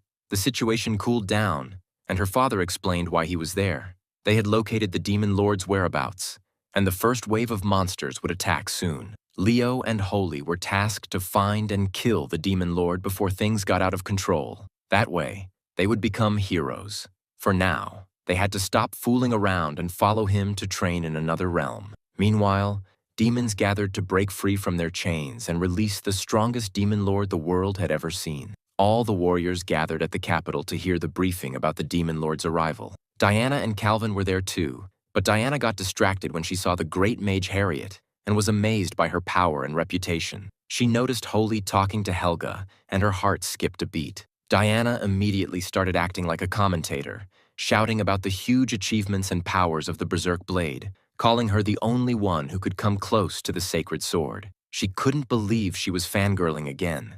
Leo entered the room, blessing Diana's stars. She had just hit the jackpot. All her idols were in the same room, ready to fight the demon lord. Leo and Helga exchanged deadly stares. Leo challenged Helga on who would manage to kill the demon lord. What was supposed to be an important briefing had turned into a fangirling moment for Diana. That night, the demon lord subjugation team set up camp, preparing for the decisive battle. Leo wasn't happy staying in such a crowded camp because it got too noisy. Holy felt a bit bothered and excused himself from Leo so he could greet the other team members who were around. Suddenly, Fleur appeared from the bushes and asked Holy if he was feeling okay because he looked really tired. Holy snapped awake and asked why she was here, and more importantly, why she was naked. She laughed and corrected him, saying she wasn't naked since she had a ribbon tied around her smooth, shiny body. While no one else was watching, she asked Holy to rate her abs one more time, showing off her stomach, which was completely bare. Holy told her he didn't change his ratings easily, and it had only been a few months since she last showed him her abs. But as soon as his eyes landed on her bare stomach, his world flipped upside down. Her abs looked amazing, and his rating jumped to over 90 points. He admired how she had trained them to such perfection in such a short time. Holy congratulated her, and she told him she had used up almost all her sleeping time to train her abs for him. Then she got really close, rubbing her body against his and asking if she was still not good enough for Master Holy. She even offered to move out to the countryside with him, knowing he couldn't use recovery magic on himself since it was forbidden. It took part of the user's life to heal someone else. Tears ran down her cheeks as she begged Holy not to use recovery magic because she didn't want to lose him, especially for Leo's sake. She promised she would do anything to save him. Holy immediately rejected Fleur's proposal, saying it was the first time he ever thought about a future without Leo. His heart gave in to his feelings, and he felt ashamed. Fleur got mad, furious that she gave her all and got rejected so fast. Taking advantage of the moment, Holy told her a story about a time he went on a quest and was about to be killed by an ogre. But Miss Leo came to his rescue and killed it, even though she was more wounded than him. She wasn't scared and just focused on killing as many monsters as possible. Since then, his love for her, and her abs, had grown day by day. Even though he knew his time was limited, he wanted to be there for Leo and heal her wounds, which was why he couldn't love anyone else. Unbeknownst to them, Holy's master Harriet was listening from behind a tree. Fleur left the area, telling Holy he had missed his chance with a damsel like her. But she broke down crying in front of Melvy, unable to believe she'd been rejected. Melvy told her to get it together and prepare for the big battle. Leo knew tomorrow was the big day, facing off against the Demon Lord. If things went wrong, she might not see Holy again. She put on perfume and wore a delicate, thin dress, then went into Holy's tent, hoping to spend as much time with him as possible. But if things got intense, she wondered how far they would go. Her hopes were crushed when she saw Hry sitting next to her brother, who was sleeping soundly. Hry demanded to know if Leo had any secret plans, questioning why she wore such dainty clothes and perfume. Embarrassed and sad, Leo explained she might not survive the battle and just wanted to spend as much time with Holy as possible. But Hry was clever. She lifted Leo's shirt, revealing sexy lingerie underneath and showing off her abs. Then Hry left the tent. Leo climbed on top of Holy and started kissing his cheeks. Meanwhile, Miss Irmgard had been captured by goblins. They had planned to sacrifice her to the Demon Lord. The goblin shaman was right there, and everyone saw the Demon Lord slowly open her eyes behind the bars. Before they could hand over the IR guard, a few goblins rushed in and told the shaman that humans had started attacking them. In the final chapters, Leo had a nervous feeling in her gut. It felt like this could be the toughest battle she'd ever face. Holy noticed she looked off and asked if she was okay. She brushed it off, saying she was fine and that they needed to stay focused. Once they stepped into the Demon Lord's lair, Leo turned to her team and said she'd go all out and that the rest could deal with the small fry. Her only goal was the Demon Lord. As soon as the fight started, the goblins came charging in. The goblin shaman shouted for everyone to attack the humans. By then, the Demon Lord had already broken free and let out a furious roar. She wasn't thinking straight anymore. Her instincts had taken over. Holy looked at her, shocked, and yelled to Leo, amazed at how defined the Demon Lord's abs were. Leo snapped at him, telling him to quit being weird in the middle of a serious fight. But he shrugged and said it wasn't the first time he'd seen those abs. Holy's obsession with abs kicked in again, and instead of joining the fight, he ran straight toward the Demon Lord and began touching her abs. Leo was beyond angry. Why did he always do this with every strong woman they met? This was also the first time he ever touched an enemy's abs. As he gently touched them, something clicked. He realized those abs belonged to none other than Miss Leo. The goblin shaman laughed and clapped like a maniac, saying this was indeed the sacred sword they had summoned from another world. It was the only way they could stop Leo in this timeline. In that other world, this version of Leo had been abandoned. She had nothing left but the desire to fight everything and everyone. That's what happened because she never met Holy. Seeing this twisted version of herself shook the real Leo. If she hadn't met Holy, she would have ended up like that too. He had unknowingly saved her from turning into a monster. The Demon Lord mumbled something strange, and the goblin shaman dropped to one knee ready to serve her. But she just sliced off his head, calling him loud and annoying. She rubbed her eyes, glad to finally be awake, and stared at Leo, asking if she was really her. Looking at this wild version of herself brought back memories for Leo. It was like looking in a mirror from the past. Aga and Fleur entered and were stunned to see a Demon Lord that looked just like Leo. But the Demon Lord already knew who they were. She admitted to killing each of them back in her world and seemed thrilled to get the chance to do it again here. Without warning, she lunged at Leo with a massive blow. Leo managed to block it, but wasn't fast enough to dodge the next strike, which tore her armor apart. She couldn't believe how quick and powerful this enemy was. Before she could think, another wave of attacks came flying at her. Luckily, Holy jumped in and blocked them just in time. Helga and Fleur rushed forward to help, giving Holy a chance to drag the wounded Leo aside. They reminded the Demon Lord not to forget about them. She turned and glared at them with pure rage, clearly ready to kill them again. Holy gently laid Leo down and saw blood pouring from her armor. Her wounds were deep, too deep. He knew he'd have to use healing magic. As he smiled and started the spell, he asked her what was really bothering her. Something in her had changed since the battle started. He wondered if it was something her father had once said, or if the chaos of this fight had thrown her off. Leo stared at him, surprised he noticed. He explained that after all their adventures, of course he'd pick up on the small things. He begged her to talk to him so he could understand better, and so she could clear her mind and fight without holding anything back. Leo finally broke down and, with tears in her eyes, told Holy that she didn't want their adventures to end. She was scared that once it was all over, her life would become boring without him around. She admitted that if she did beat the Demon Lord, she'd be crowned a hero, and her dad would throw a massive celebration that would take up all her time. But deep down, she just didn't want to lose Holy or the bond they shared. That's why she felt drained and totally unmotivated to fight. Holy let out a small laugh, finally understanding what had been bothering her. He gently reassured her that she didn't need to worry about any of that. Once they took down the Demon Lord, the two of them could spend plenty of time together doing all kinds of fun things, even if they weren't on some grand quest. He reminded her that there was still so much they could do together after all this chaos ended. Leo then looked at him and asked if, after she defeated the Demon Lord, he would be the one to treat her to all those fun things, and if it would be okay for her to love him as much as she wanted. Holy, a bit confused but sincere, nodded and said yes, if that's what mattered most to her. That answer lit her up inside. She leaped up, fired up, and shouted that she was going to go kick that Demon Lord's butt right now. That little spark gave Leo the strongest motivation boost she'd ever felt. Meanwhile, Holy collapsed on his back, exhausted after healing such a serious wound. He'd never felt so drained before, but it made sense.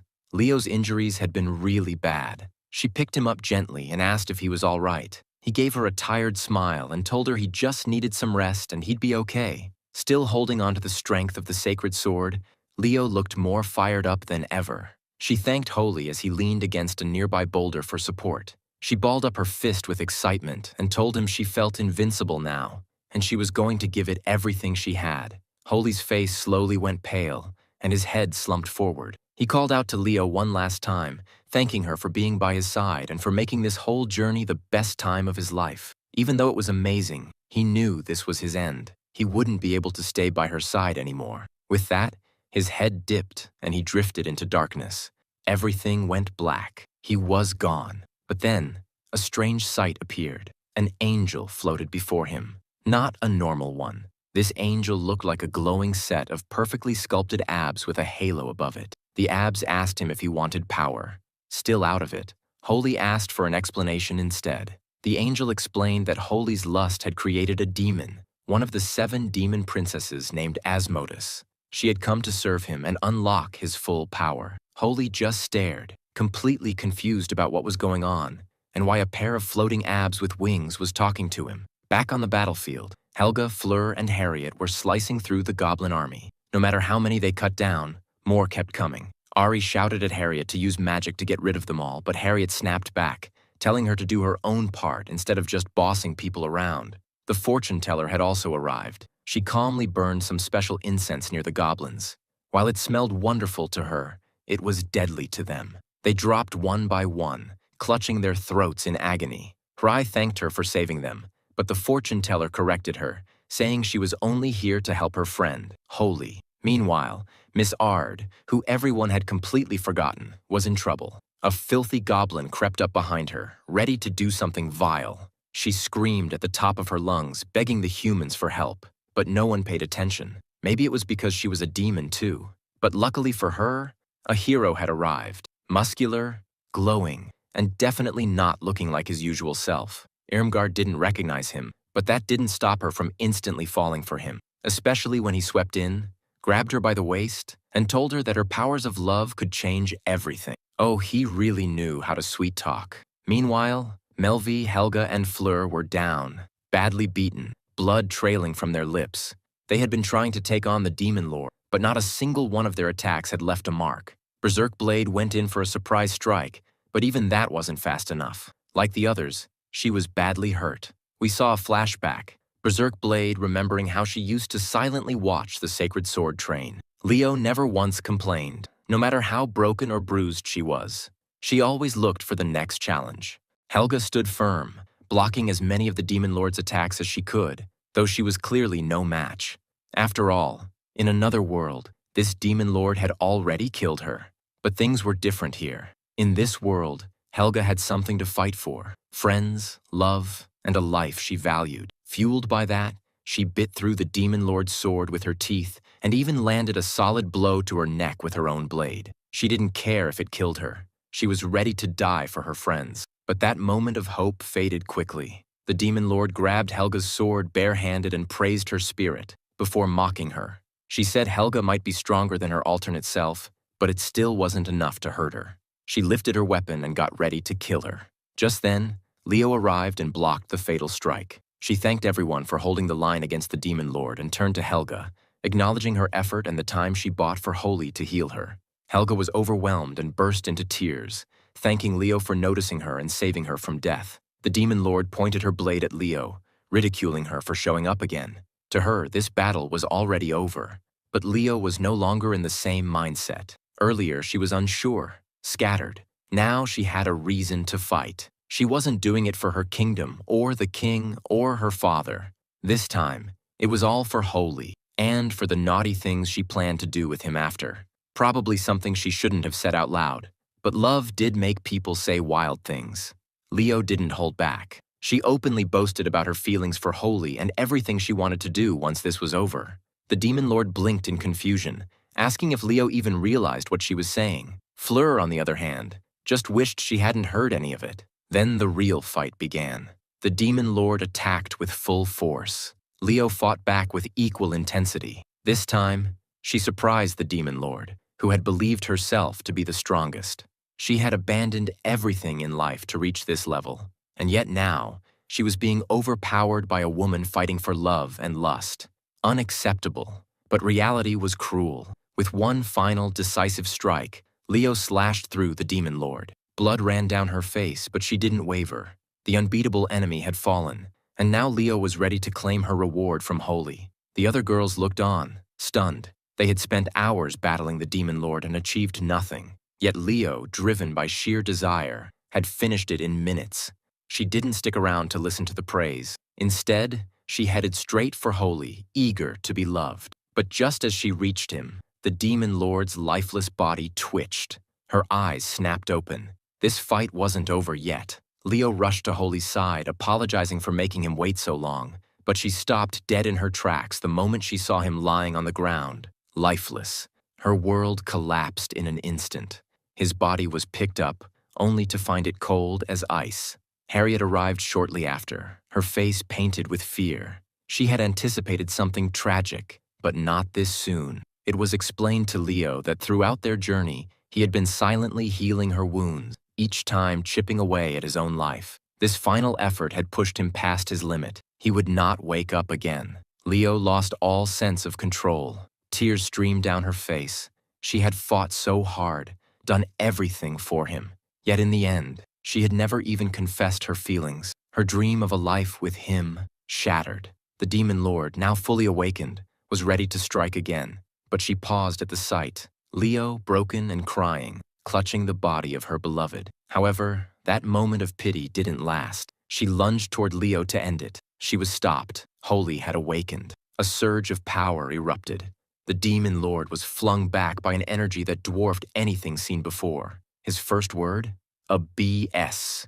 He had returned from death and was stronger than ever. He stood up, wings now visible from his back, a glowing halo hovering over his head. With a wicked smile, he introduced himself as Asmodeus. He declared the release of his master's ultimate ability, the final ABS cannon. He warned the demon lord to dodge, if she could. A beam so powerful it nearly erased a mountain was unleashed. He approached the demon lord, ready to end her. But then he paused. Holy's inner voice had told him not to destroy such perfect ABS.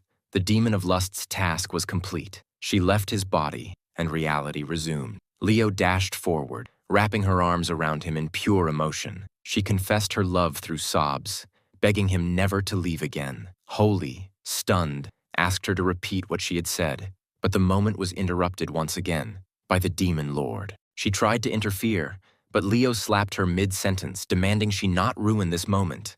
Even Leo's father arrived, urging her to finish the fight and become a hero. He too was slapped and told not to interfere. But the moment had already been broken, and the others arrived, cheering and celebrating Holy's miraculous return. Knowing she wouldn't get another chance, Leo pulled Holy in and kissed him with everything she had.